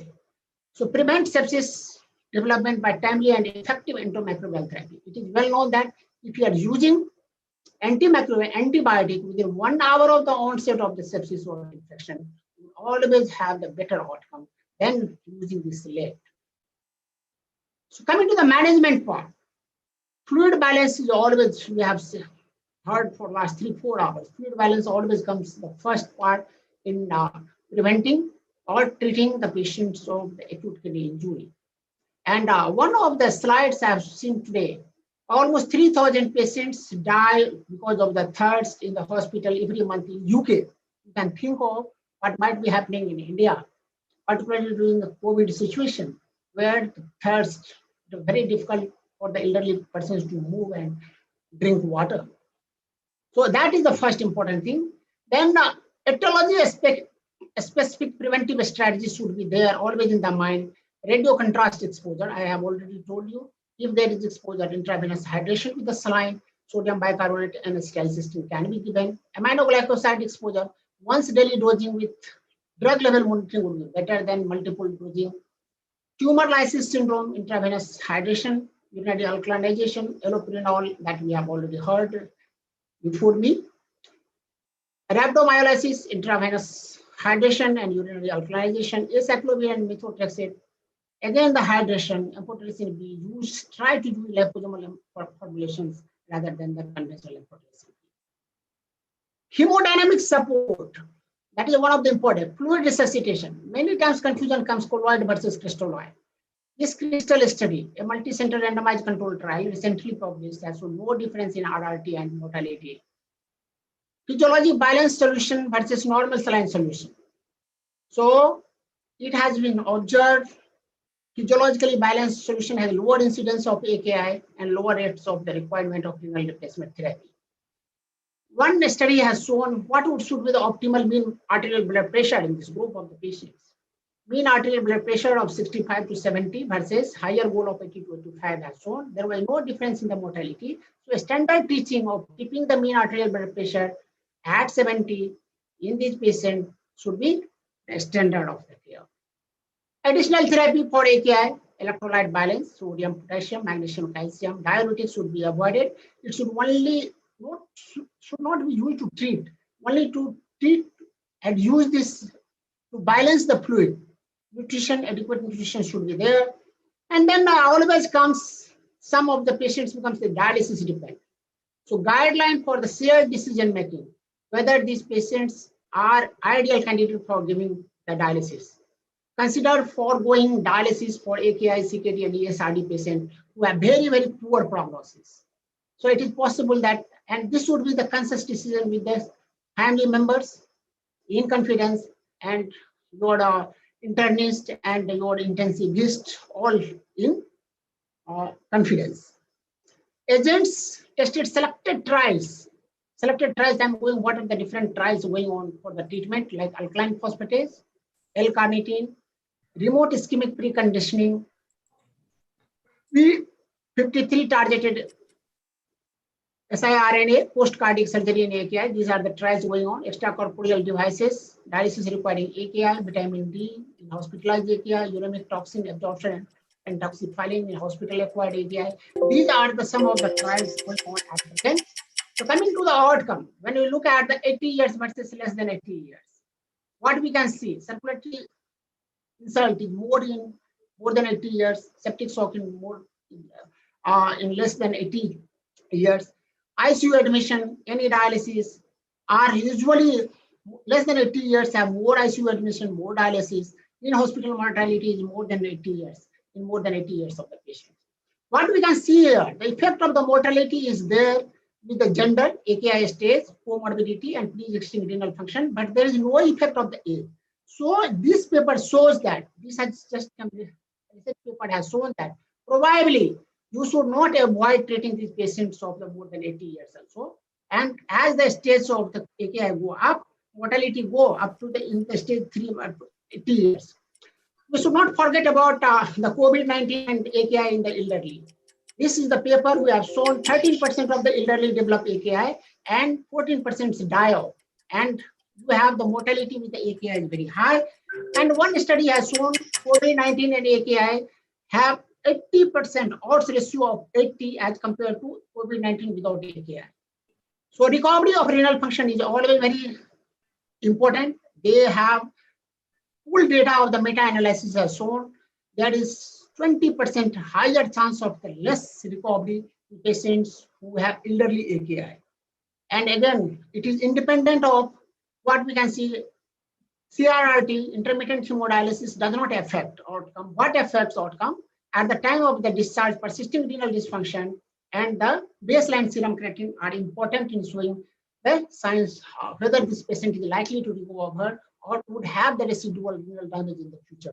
So take home message from this presentation: elderly patient at higher risk of development of AKI, a specific hemodynamic, metabolic, and molecular changes lead to increased susceptibility to injury. Certain causes of AKI are more common in the elderly. Multiple etiologies are often operative in the development of AKI. So outlook for renal recovery is likely impaired in the elderly patient. Almost pooled data is showing 28% of the patient might have residual damage in the future. So thank you, everyone. Thank you for your time and attention. Thank you. Okay, great talk, Narayan. And it was so lucid and so easy to understand that we don't have any questions in the chat box. But I would like to point out that many of these elderly people, they keep their prostatism and obstructive symptoms. They just hide their symptoms because they think that this is part of their elderlyhood. So we should be very particular about that history. And number two, in a country like India, lot many people will be also having these alternative medicines, which we have to especially take from the history. My question from you is that when this comes to calculating GFR, so knowing the limitations which we have just described, what you will suggest how to follow the GFR in this elderly population? Yeah, definitely, Dr. Jitendra, this is one area where we should always think of. all equations are not equally good. You might have MDRD equation, CKD EPI equations, but CKD EPI is looking relatively better than other equations because they consider for now ethnicity is being removed from the CKD EPI. But considering the age, weight, and everything, it appears that eGFR calculation at least would be better than the serum creatinine value. So that is the one thing. But at the same time, when you look at the eGFR, and based on the 13% of the population of the USA in one of the study has shown that fall into the CKD state, despite being their renal function was normal and they were elderly. So looking at our CKD definitions of the GFR of,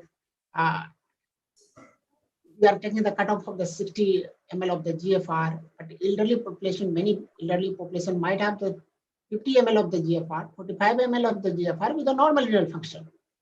So that actually overestimates that kind of the equation-based definition of the CKD and API. So that will remain problem, and that is the dilemma here in making the definition of AKI also in the elderly, and even the CKD definition for the elderly that also needs to be revised. And Kubis are working on this. I think there might be some solution in the near future. Now, maybe that you may have some SGPGI equation kind of thing. So, we are recently developing on 800 patients in the normal populations. We have collected the data, and likely that we might be able to come with some Indian CKD EPI equation. okay, thank you, Nana, for that great talk. And over to the next talk. Thank you. Thank you, everyone. Thank you. Thank you, sir. Now I request Dr. Rupesh Raina to kindly introduce Dr. Siddharth Sethi. Well, good morning my time, good afternoon or good evening your time. This is a tough task to introduce Siddharth.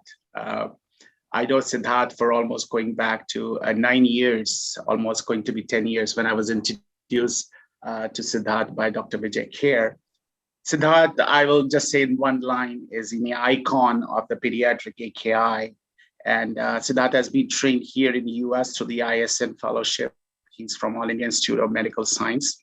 And Siddharth and I work in various collaborations in the pediatric AKI. I'm both adult and pediatric. It was nice to see talk from Dr. Prasad because I belong to Lucknow.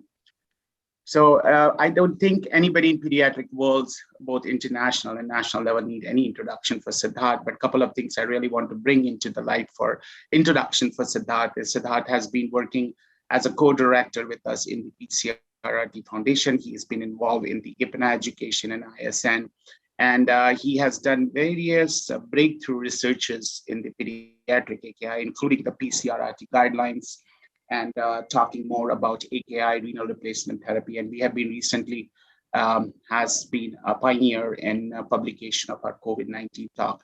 With that, it's my pleasure and honor because when Dr. Vinant Bhargava asked me to introduce Siddharth, I said it's an honor to listen to Siddharth. And I also want to thank Sir Gangaram Hospital and the committee for inviting me to chair the session for Dr. Sethi. I'll give the platform to Dr. Sethi now.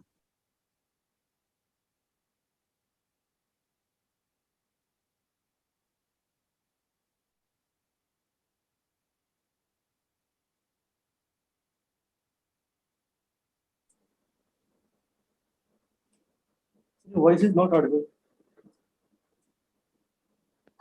Can you hear me now? Yes, sir. Okay. So before I start, I would like to thank Dr. Bhargav and the Sir Gangaram Hospital team for inviting me to talk about our passion, which is on critical care pediatric nephrology. So over the next few minutes, I'll be sharing what has changed in the last decade on the new information about pediatric AKI. Now, way back in 2007, when the Texas Children's Hospital, they modified the adult rifle criteria into the pediatric rifle criteria by Dr. Erican. It was a breakthrough study. And in this study, they showed that acute kidney injury occurs early in the ICU. Even the mortality also occurs early in the first 7 days of the pediatric ICU stay. And as all of us know, even in children now, acute kidney injury is an independent predictor of mortality, regardless of the severity of illness. Now, the pediatric rifle criteria is slightly different from the KDIGO criteria. However, since KDIGO is uniformly used all across the world, we all have started using KDIGO classification even in the pediatric age group. Now, how do we compare the definitions, whether it's the ECIN or the KDIGO or the pediatric rifle criteria? This is a study from Stanford, the largest study done till date on pediatric data, where they compared the P rifle to ECIN to KDIGO. And they found that if you look closely here, you'll find that P rifle tends to find more of early stage 1 AKIs as compared to the other criteria. However, whatever definition you use, whether it's KDIGO or pediatric rifle, all of them correlate well with mortality. All of them correlate well with the length of stay in the ICU. And all of them have a very good interstage discrimination, by which I mean AKI stage 3 does worse than 2, 2 does worse than 1. Pediatric rifle is a very sensitive criteria. It diagnoses more stage 1 cases. ECIN is more selective, a research-based criteria, which we used to use around 10 years back. However, since KDIGO is a uniform criteria, and as pediatricians, our patients go on to adults, we tend to use more KDIGO now for our research. Now, according to the AKI advisory group by the American Society of Nephrology, they looked at the 24 studies looking at all the pediatric data, and they showed that acute kidney injury is not uncommon. In adults, 1 in every 5, and in children, 1 in every 3 during the hospital stay gets an AKI. Now, what are the demographic comparisons over the last decade in children? Now, if we look at the developing world, for example, in Kenya, the most common causes of AKI are still infections and septicemia. However, in the developed world, in the States, this is a study from States, where they found that the most common cause is post-cardiac surgery, post-bone marrow transplantation, and so on. However, in India, it's still acute tubular necrosis, secondary to infections, AGN, and hemolytic uremic syndrome. This slide shows the etiology of AKI in India over the last 3 decades. And as you can see now, this blue is diarrhea. Diarrhea-related acute tubular necrosis is falling. Hemolytic uremic syndrome is almost the same fraction which we used to say way back in 1980s. And of course, infection-associated ATN is the most common. GNs are a minor proportion in older children, followed by obstructive uropathies. Now, there's a need to understand the cause of AKI in children, especially in our region. And I'm happy to share with you that now we have collaborated as PCRRT Iconic Foundation. We have collaborated with all of these countries, the flags which you can see here. And we have initiated almost 2 years back a SARC pediatric AKI database, which we call it as ASPIRE, looking for the risk factors in epidemiology. And I'm sure in the next few years, we'll get back to you on what are the common causes of AKI in our part of the world. Now, as all of us know, the conceptual model of AKI, however, there's a need to understand and find children who are at increased risk before they get AKI. So we need to know who is at risk. And there are elegant studies on children who are sick. This is a study from Texas children. This is a study from Montreal. This is a study from LA, where they show that the incidence of AKI depends on how sick the patient is. If a child is ventilated on inotropes, the risk of AKI is higher as compared to, if you look at all the pediatric ICU admissions on the right, you'll see that the risk is around 10%. Now, this is the largest on your screen, the AWARE study published in New England Journal, which was a multinational prospective study done over 3 months across multiple nations. And they found that the incidence of AKI in sick children is around 26%. And the incidence of severe AKI is 11% in sick children. And this study again showed that there's a very good interstage discrimination in finding the odds of death. If a child gets 3, he does worse as compared to 2 and 1. It's common post-cardiac surgery. So it's common depending on the complexity of the surgery. So if you have a neonate undergoing a complex cardiac surgery, the risk is almost as high as 60% versus if you look at all the cardiac surgeries. Just 1 second. So at Medanta, we are very commonly seeing children who undergo bypass, and this is one of our area of interest. Here we looked at almost 200 children who underwent bypass over 1 year, And we found that AKI is almost seen in 10% of our cardiac bypass. And those children who get stage 3, they do worse. In fact, in this study, all 4 children who required dialysis post cardiopulmonary bypass, they died. What are the risk factors?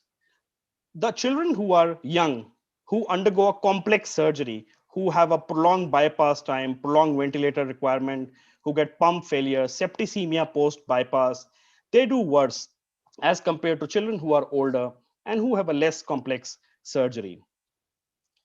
Now, it is not just about critically ill children. This is a study from Texas Children's again, where they showed that children who receive aminoglycosides in the wards, they also do worse. Whatever diagnosis, whatever criteria you use, whether you use P-rifle or you use the Akin criteria, the incidence of AKI is high even in the wards in children. And the risk factors are children who receive longer treatment with nephrotoxins, aminoglycosides in the previous month.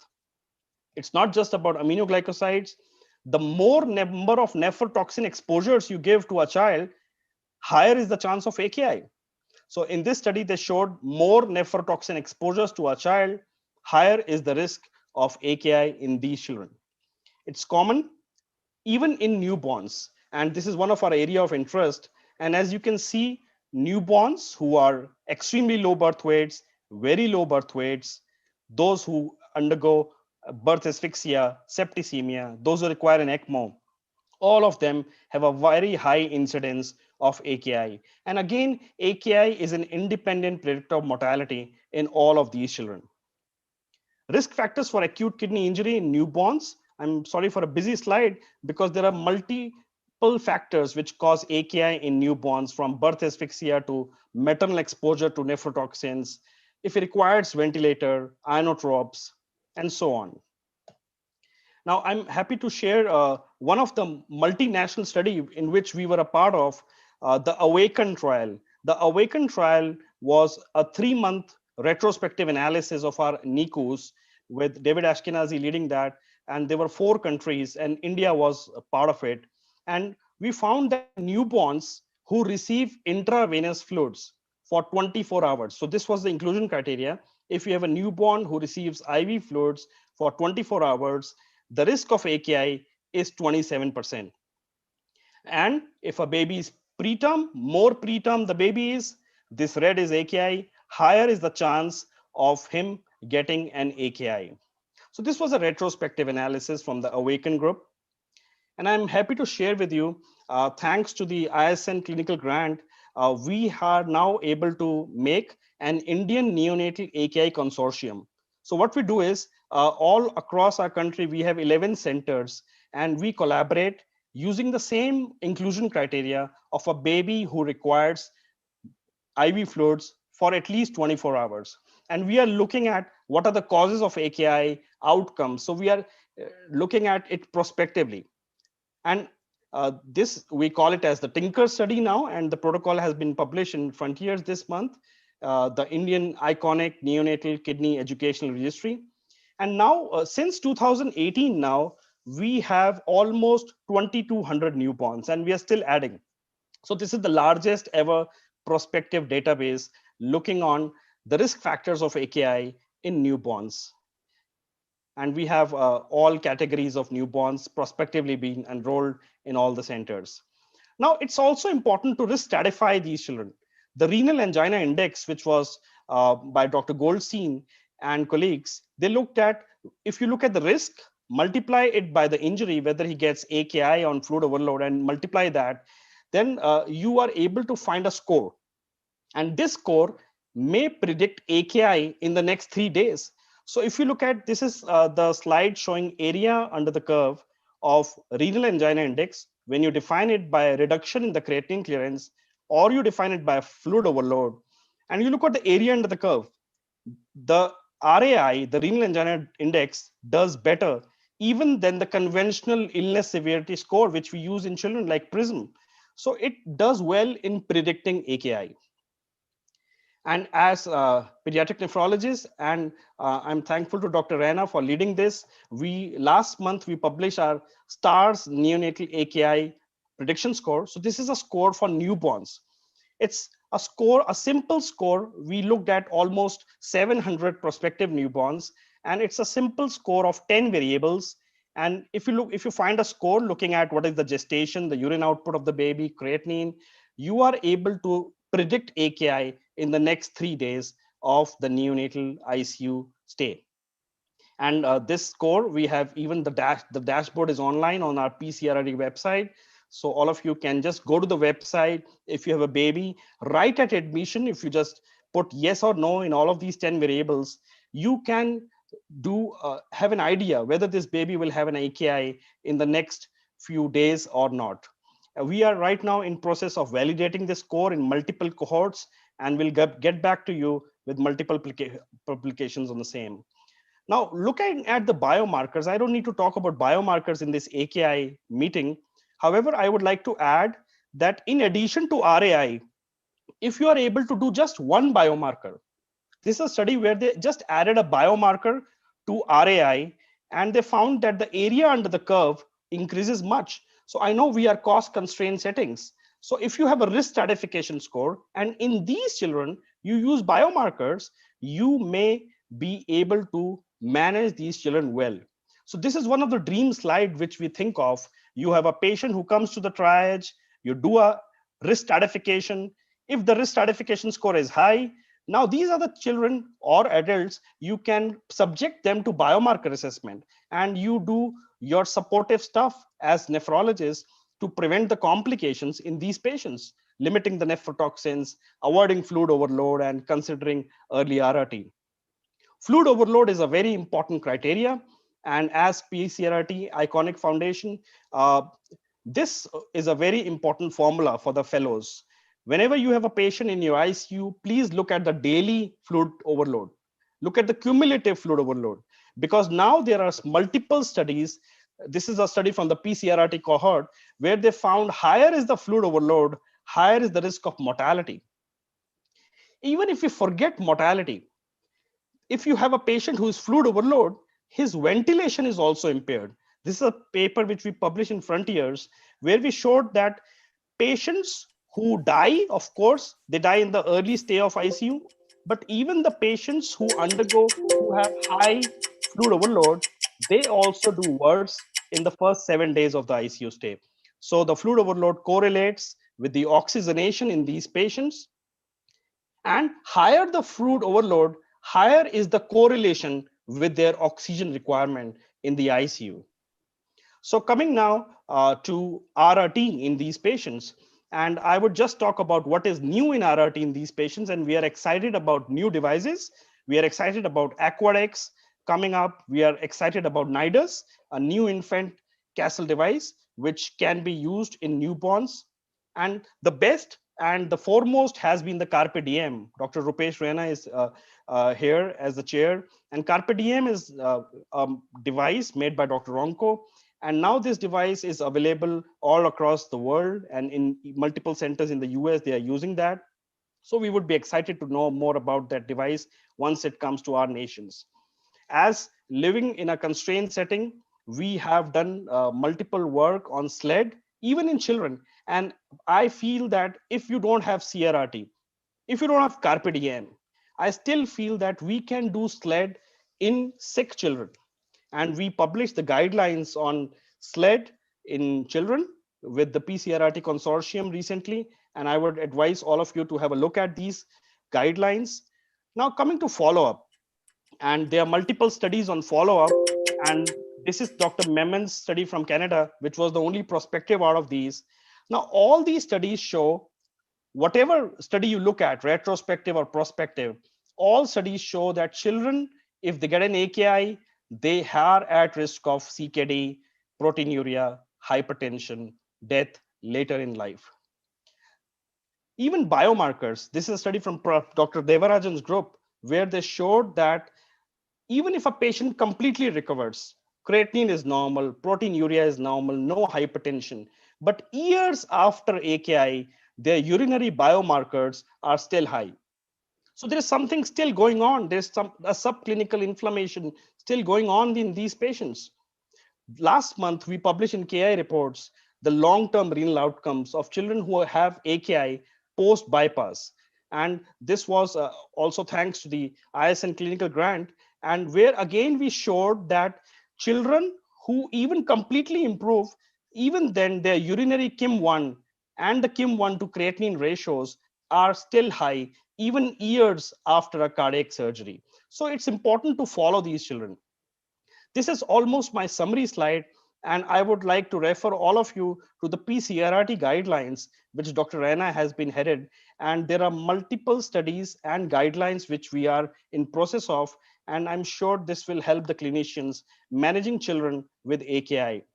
We cannot, this talk cannot finish without talking about COVID in children.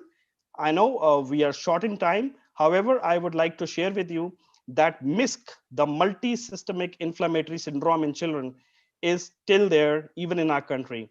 So even in my ICU right now, till last week, our ICU was full with children with MISC. So we need to understand as nephrologists and pediatric nephrologists that AKI is common in these children. Dr. Raina is looking at the United States, North American data of the VPS and looking at what causes AKI in these children and what are the complications. So I would refer to you all to the PCRRT consensus statement on how to manage children with COVID-19 and AKI published last year in the Frontiers. And I would also like to take this opportunity to all of you to invite to our next critical care pediatric nephrology meeting, which is focused on newer markers, newer machines, newer risk stratification scores, and a course on point of care ultrasound for children. The website is here. And I thank you once again for inviting me here. Thank you.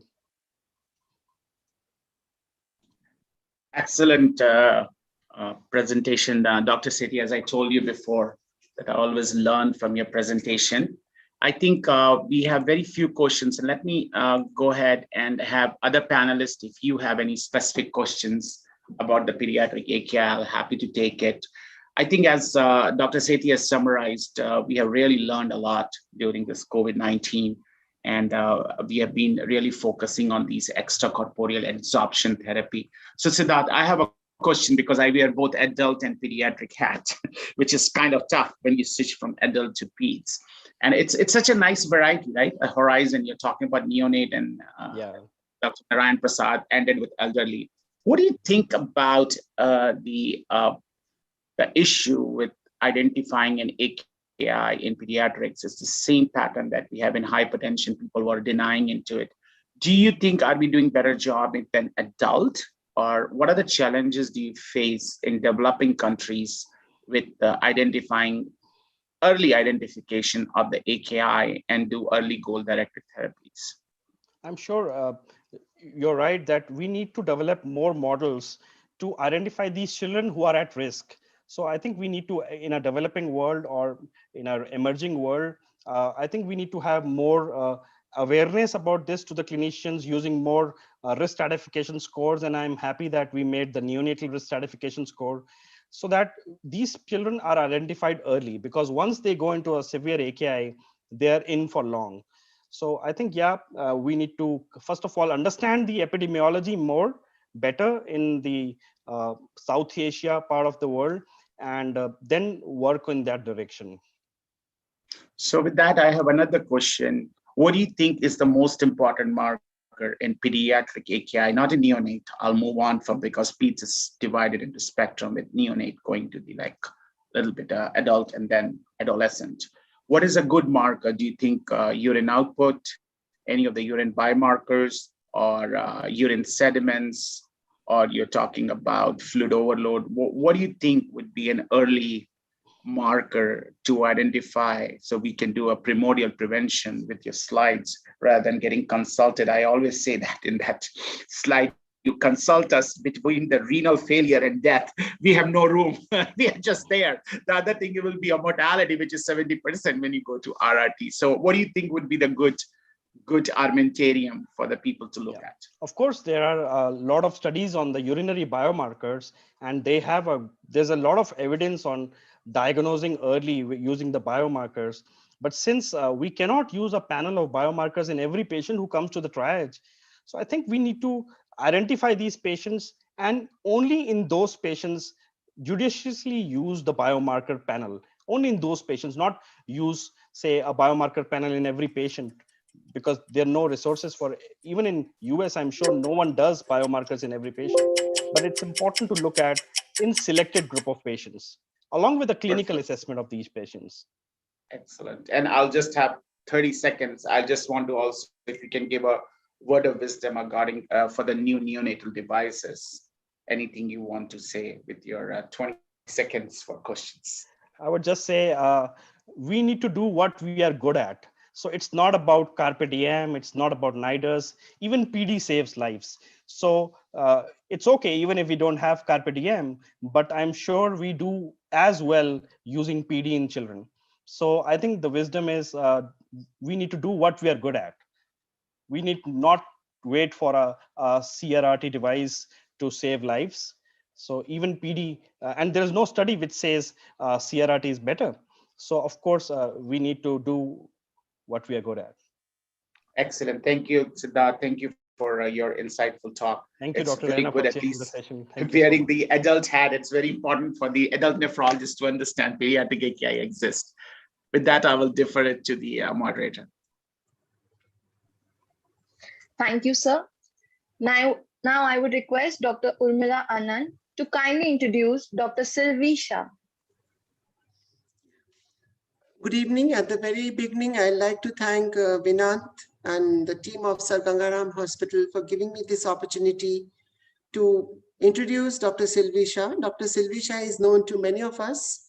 She has been actually involved in sort of giving talks to us. She has been part of our South Asia Regional BOE meeting.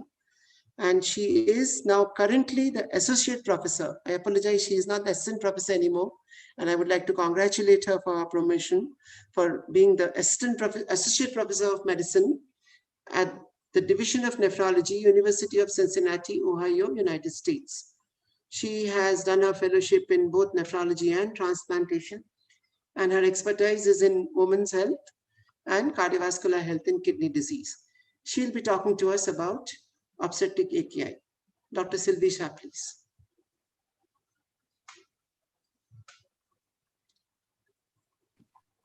Thank you, Dr. Urmila Anand, for the wonderful introduction. And I would like to thank Dr. Vinant Bhargav and the panelist, Sir Gangaram Hospital, and the organizing committee for giving me this opportunity.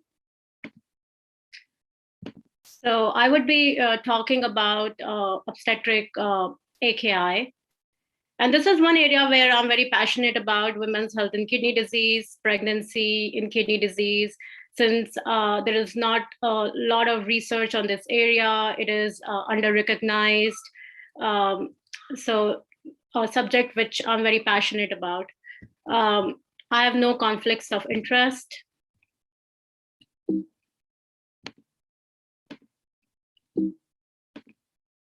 So let's start with a case. I see a 33-year-old female with history of diabetes and lupus nephritis, which is in remission. She sees me in clinic and she wants to have a baby. She has history of preeclampsia in her previous pregnancy. She's currently on lisinopril, labetalol, and vitamin D. And she has the following questions. Her first question is, what is the likelihood of kidney injury in her?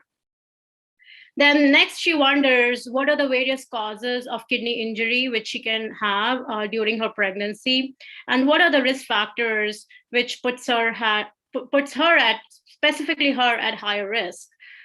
She's also worried about the course of her pregnancy, and of course, if she's going to have a live, healthy baby. And also, lastly, she asks me what are the treatment options which are available if she develops a kidney injury.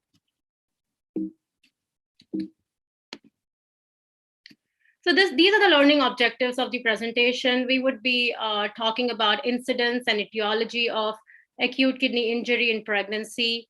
Next, we would talk about pregnancy risk assessment and counseling. And then we would talk about managing a woman who is pregnant with acute kidney injury. So let's start with the incidence of acute kidney injury. So this was one of the papers which was published by our group, which looked at pregnancy-related acute kidney injury in the United States. So we looked at the nationwide inpatient sample over a course of 10 years. This actually captures all the hospitalizations in the United States. It's a stratified sample of the United States hospitalization. We had around 50 million of pregnancy-related hospitalizations over a course of 10 years. And what we showed was that the incidence of acute kidney injury was 0.08%. So this is a little bit less than other countries, what has been reported in India and China, where it has been ranging around 1.5 to 1.8%. But this was still higher, significantly higher than what has been reported in the previous years. Interestingly, 9% of those required dialysis in our cohort. And we also showed that, these pregnancy-related AKI hospitalizations, which were complicated by dialysis, had a higher mortality of 12% as compared to 3% in pregnancy-related AKI hospitalizations that did not need dialysis. So the other thing which is now reported is that AKI incidence is increasing. And again, this is the data from our study. We looked at the incidence of AKI over a course of 10 years. And what we showed was that the overall incidence was 0.08%, but the incidence was higher to 0.12% in 2015 as compared to 0.04% in 2016. And why the incidence is increasing is, although there is higher awareness, we hypothesize that the reason is there is increase or higher diagnosis of pregnancy-related AKI right now, and also more older women are getting pregnant, and age also puts them at a higher risk of developing AKI. So if we notice in the second B panel, we looked at the incidence of AKI with age. And if we look at the top line, the highest incidence, the highest rates were in older women who were 40 years or older. And there were significantly higher rates, even for women 30 years or more, as compared to less than 30 years, again, indicating that older age puts them at higher risk. Also, history of diabetes is a significant risk factor, if we notice. The incidence of AKI was actually around 1.2% in women who were diabetic, as compared to 0.5% in women who were not diabetic. So both older age and diabetes are risk factors. In addition, ethnicity also plays an important role. Interestingly, women of Asian ethnicity had a lower rates of pregnancy-related AKI as compared to women who were of Native American or Black ethnicity. So next, let's talk about the various causes of AKI. So the causes of AKI are mostly divided by trimester. The most common cause is hyperemesis gravidarum, which is mostly seen in the first trimester, and also septic abortions. And now, although the incidence of septic abortions is now declining worldwide with better healthcare facilities available, but still these two remain the most common causes. Next is preeclampsia. So after 20 weeks, mostly it's preeclampsia or urinary tract infection. Preeclampsia does contribute to about 15 to 20% of cases of AKI. And HELLP syndrome is another important cause, which is seen in late second or third trimester, along with thrombotic microangiopathies, which can be TTP or acute fatty liver of pregnancy. So acute fatty liver of pregnancy is seen. I had a very actually good a colleague who developed acute fatty liver of pregnancy with her pregnancy of twins, and it can make you really sick. Possibly you may even need a liver transplant. So I think timely diagnosis is very important. Atypical HUS is usually seen in postpartum, so we always should be monitoring kidney function postpartum as well for women who are at high risk. The other thing I would like to point out here is that a lot of these causes in second or third trimester have overlapping features, especially preeclampsia, Herb syndrome, thrombotic microangiopathies, and lupus nephritis. So therefore, diagnosis is always challenging, and we have to look at the overall clinical picture when we are making a diagnosis of AKI. Lupus nephritis is another important cause which is seen, and obviously it's recommended that they should be in remission. Like my patient whom I saw in the clinic, she was in remission. Her creatinine was 0.8. She had minimal proteinuria at that time. So they should be in remission when they are deciding to get pregnant. And the other causes include obstructive uropathy, placental abruptio, and use of NSAIDs, which again can put you at risk for AKI. So next are the risk factors. The question which my patient had: what are the risk factors for developing pregnancy-related AKI? And we did see the higher rates, but in our study we looked at the we looked at the adjusted model, adjusting for a type of race, ethnicity, the socioeconomic status, year, and we did notice that diabetes significantly puts you at a higher risk of developing AKI, which is about around 4-fold higher risk. Similarly, history of preeclampsia, which is a well-known risk factor for AKI, gives you a 7-fold higher risk of developing pregnancy-related AKI. Also, I would like to highlight here is age. As we were talking, older age is a significant risk factor, and something we should counsel these women, because nowadays a lot of women are 30 years or older when they get pregnant. So anything above 30, even if you are 30 or more, actually increases the risk by more than 30% of developing pregnancy-related AKI.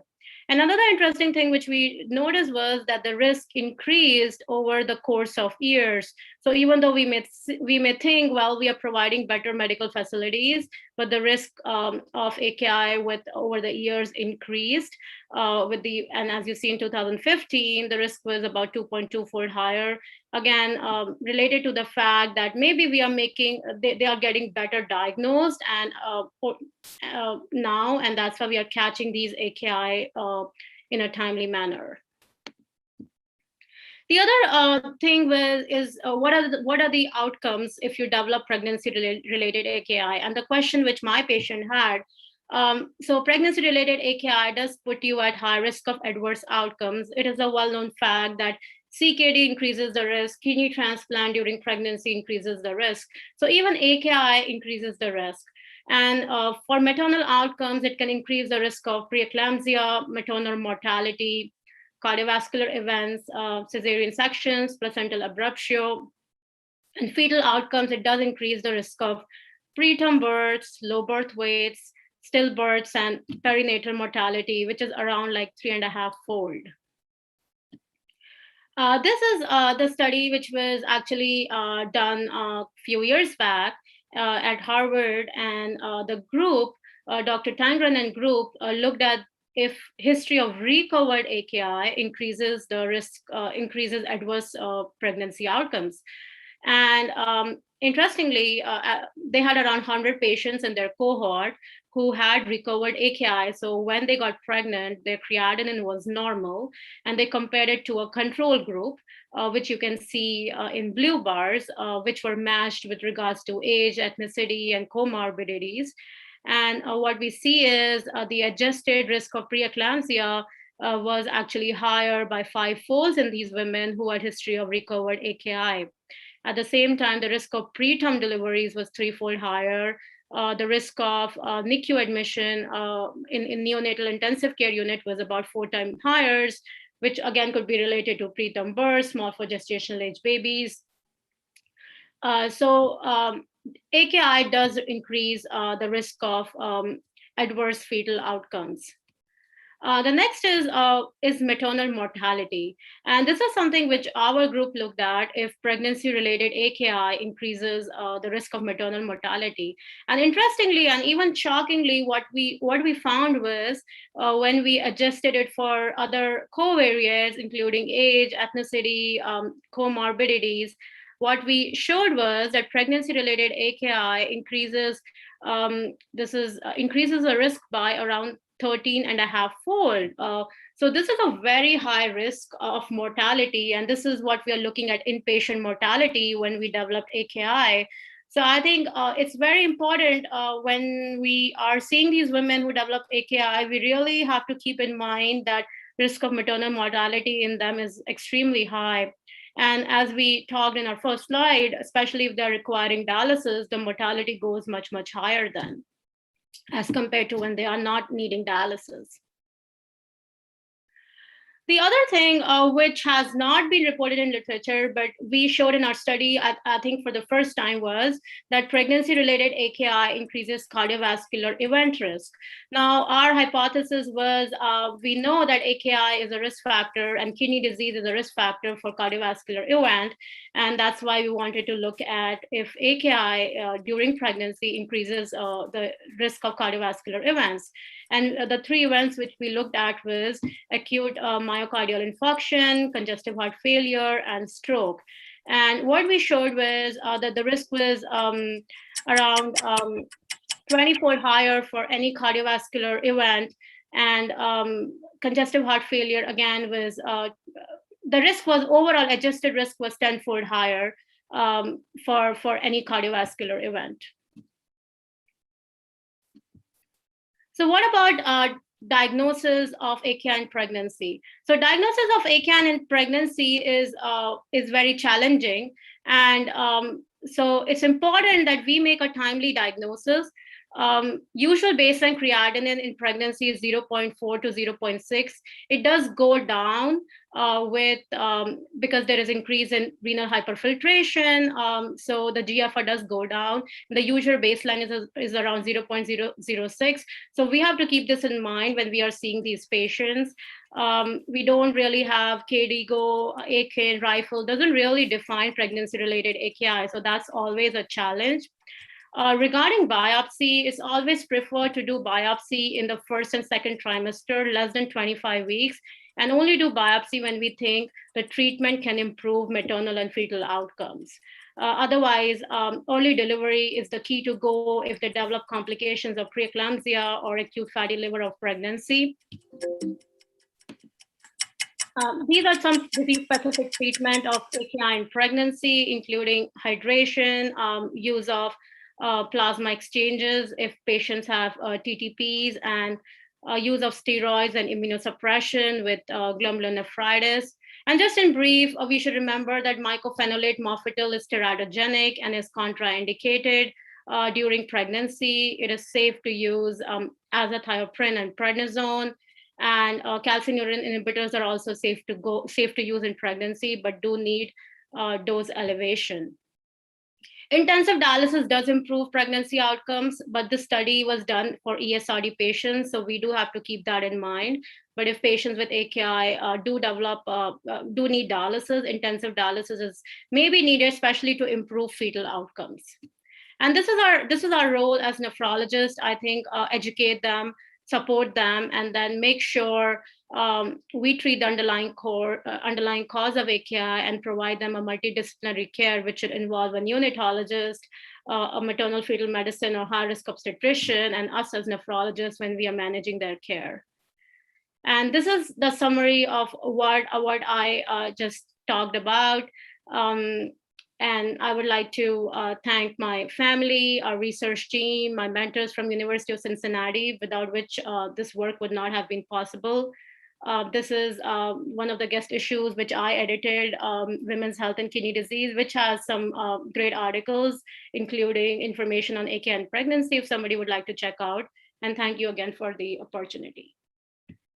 Thank you, Sylvie. Very nice lecture, and thank you for bringing the insight. Nice to see you in the Zoom world. Sorry, there was the chat. The chat questions are coming a little bit back and forth, so I have some little bit questions which I go retrospective for the previous talk. First of all, nice to hear from Dr. Alawat. I think your question was whether we can use, and that goes to Dr. Narayan Prasad, about using the cystatin C for the elderly patient. And actually, you're right. We are doing that study and looks like the cystatin C is coming along as a good marker, although it's not very biological or completely replace the nuclear biomarkers, but it is kind of very close. And on that end, I also want to add on that we have done the studies on CKID. The adolescent patients that you have from the age 17 till 21, cystatin C is a very good marker for the eGFR. It correlates very similar to the ophthalmic GFR. There was also a question from our friend Britila Eziano. She was asking about a question about serum creatinine and the kids, the neonate with the maternal, that weans off in 48 to 72 hours. And definitely the serum creatinine is not a good marker for the neonates. And it's a challenge looking into the structure. There was another question I missed, which was about a 70-year-old with the eGFR of, with the creatinine of 1, should antibiotic be adjusted? That's a pretty open-ended question, and it's a controversial topic. So I don't know how much I can answer you on that part. That's your decision looking into the other cardiovascular or other modality. Now, Shilvi, I have a question for you, and then I have one question from my side. What are the question is on the Q&A session, this is a very relevant question, is what do you think about the biomarkers for the AKI in the setting of pregnancy?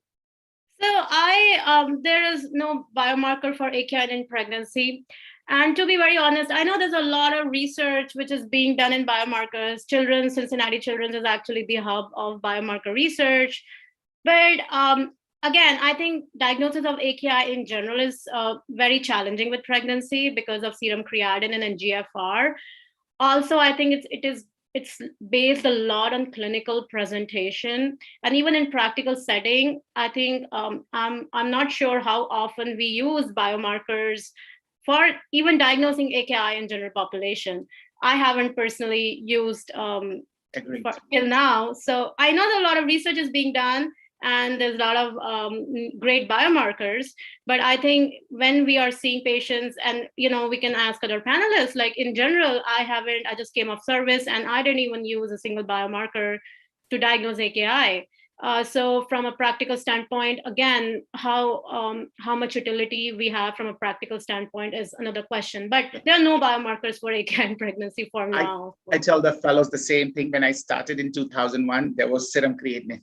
In 2021, we only have serum creatinine to look for. I mean, that's what it is, because we and my other question is, even if your serum biomarker is elevated, what are you going to do about it?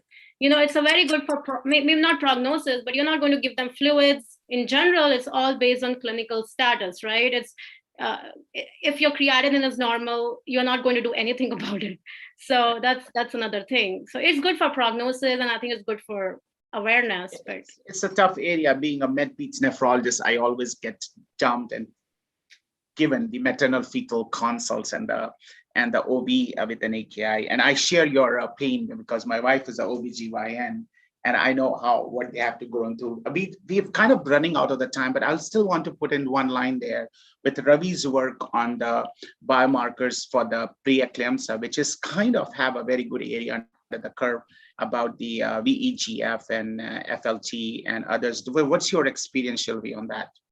So I know they've done great work, but there was a recent study, not a recent study, it was published 4 years back in NEJM, where they looked at SFLT1 and its utility, the ratio, and it actually does not have a good positive predictive value. It just has a very high negative predictive value.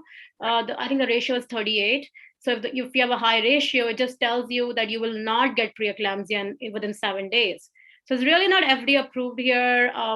We don't do SFLT levels for preeclampsia because whatever research has been done does show that the utility is very low. So it's still a clinical diagnosis, and obviously the treatment is delivery, and that's the treatment for preeclampsia. Yeah. So I haven't been using these biomarkers.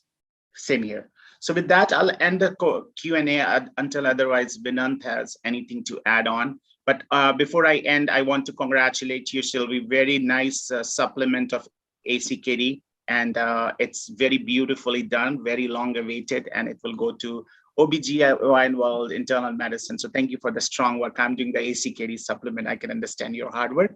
With that, again, I want to thank all the speakers, the panelists, and my special thanks to Vinant for inviting me to this excellent meeting. And you should take a full credit, Vinant, for such a nice layout and such a nice speakers. And thanks to Sir Gangaram for giving me an opportunity. And I will say thank you to everybody and stay safe. Hopefully we'll grow out of this pandemic era. We never want to live in this pandemic era. We just want to wish all of you from our side, stay safe. And maybe next year or so we'll meet, not virtually, but in person, and just want to live and come back to a normal life. Thank you again. Thank you, Rupesh. And thank you, Vinant, for having me. Thank you very Hopefully I'll much. see you sometime soon. You know, we live in Noida. We just got to know. So my family is in Noida. So I'm like, hopefully we should meet soon. Yes. Thank you, Dr. Bhargava. Thanks a lot. Yeah. Look forward to, yeah.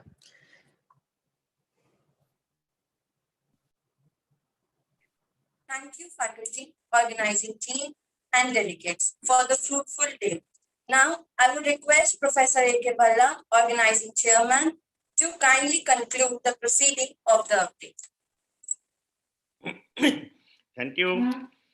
At the outset, I would like to thank all the speakers and chairpersons, as already briefly, nicely summarized by Dr. Rupesh Raina, that it was an excellent meeting with excellent thoughts and very informative and in a very concise manner. And it was good that we didn't have very long session today. And tomorrow we are going to start at 8:30 a.m. and we'll finish by pre-lunch, that is around 1 p.m. And we're looking forward, you enjoy your dinner, and in US, you enjoy your mornings, and tomorrow we'll have session at 8:30 a.m. I will write Dr. Vinant Bhargav just to give his concluding remarks for today's sessions. Yes, before I conclude for today's session, I would like to individually thank all the faculty members here, the chairpersons and the speakers, especially the international speakers who have taken out their very precious time. They're in different time zones, as have been told to us. It was very difficult to get them onto a live presentation. We had very good academic discussion today, starting with Dr. Edwin Fernando, who gave us different definitions of AKI and the fallacies of the different definitions of AKI, followed by Dr. Patrick Murray, who told us about the past, present, and the future of AKI, and with special emphasis on the role of biomarkers, as well as initiation of renal replacement therapy, whether it should be early or late. Following that was Dr. Vivekanand Jha, who in an immaculate presentation gave us different viewpoints of the tropical AKI in different countries which are in the tropics. And it was very nice to listen to this topic, because one of the cases that he presented over there was shared by us when I was with him for a few months. And this was the case of renal mucormycosis in a patient who presented with AKI, and finally we had to do a bilateral nephrectomy. And Dr. Nupur Uppal gave us a very, very deep insight into the cardiorenal syndrome, which we understand as just a classification. And her points about the role of chloride was absolutely mind-boggling. We have never come across this concept before, and we've never been substantiated on this concept before. So that was a good revelation and I think it was a revelation for anybody who heard it. Following this was Dr. Jayakala, who took out a precious time and elucidated the mechanisms of different chemotherapy agents. And she was kind enough to give us information on how to prevent AKI from the chemotherapeutic agents. Dr. Rinda Vanchu, unfortunately, was on vacation, so she had to send a pre-recorded lecture. And I would apologize from the technical team for the technical glitches in the beginning of the lecture. But the lecture was outstanding, with giving us insight about how immunotherapy, especially the checkpoint inhibitors, how can they affect the native kidneys, as well as whether we can use them in transplanted kidneys or not. And she brought out different treatment modalities for patients who get affected by checkpoint inhibitors, especially steroids, MMF, rituximab, infliximab, though the data was not very convincing. And then we had Dr. Narayan Prasad talking to us about AKI and the elderly and different mechanisms by which the AKI is more predisposed to the elderly. Dr. Siddharth Sethi was very elaborate in his presentation about the pediatric AKI, and he mentioned very clearly in the beginning that it was an independent marker and an independent predictor of mortality. And his elucidation about the machines such as Aquadex and the Carpe Diem, and Dr. Rupesh Raina also putting in and chipping in a few words has, I think, been a very good discussion for this session. And to end it all, it was Dr. Sylvie Shah, whose expertise in the field of AKI and pregnancy took us through different avenues of this disease. And finally, she has clarified concepts regarding the biomarker pregnancy-related AKI. It was heartening to listen to all of these faculties and all these dignitaries. And now I would ask Dr. A.K. Bhalla to invite you for the session for tomorrow once again. And another, I want to highlight a lot of excitement and heat has been generated for biomarkers. And tomorrow we are going to have a very heated debate on biomarkers between two doyens of nephrology from India, Dr. K.C. Prakash and Dr. Manish Rathi. So both are experts in their field, and this will be a very, very important, exciting session for tomorrow. So please join tomorrow at 8:30 a.m. Looking forward to you. Thank you.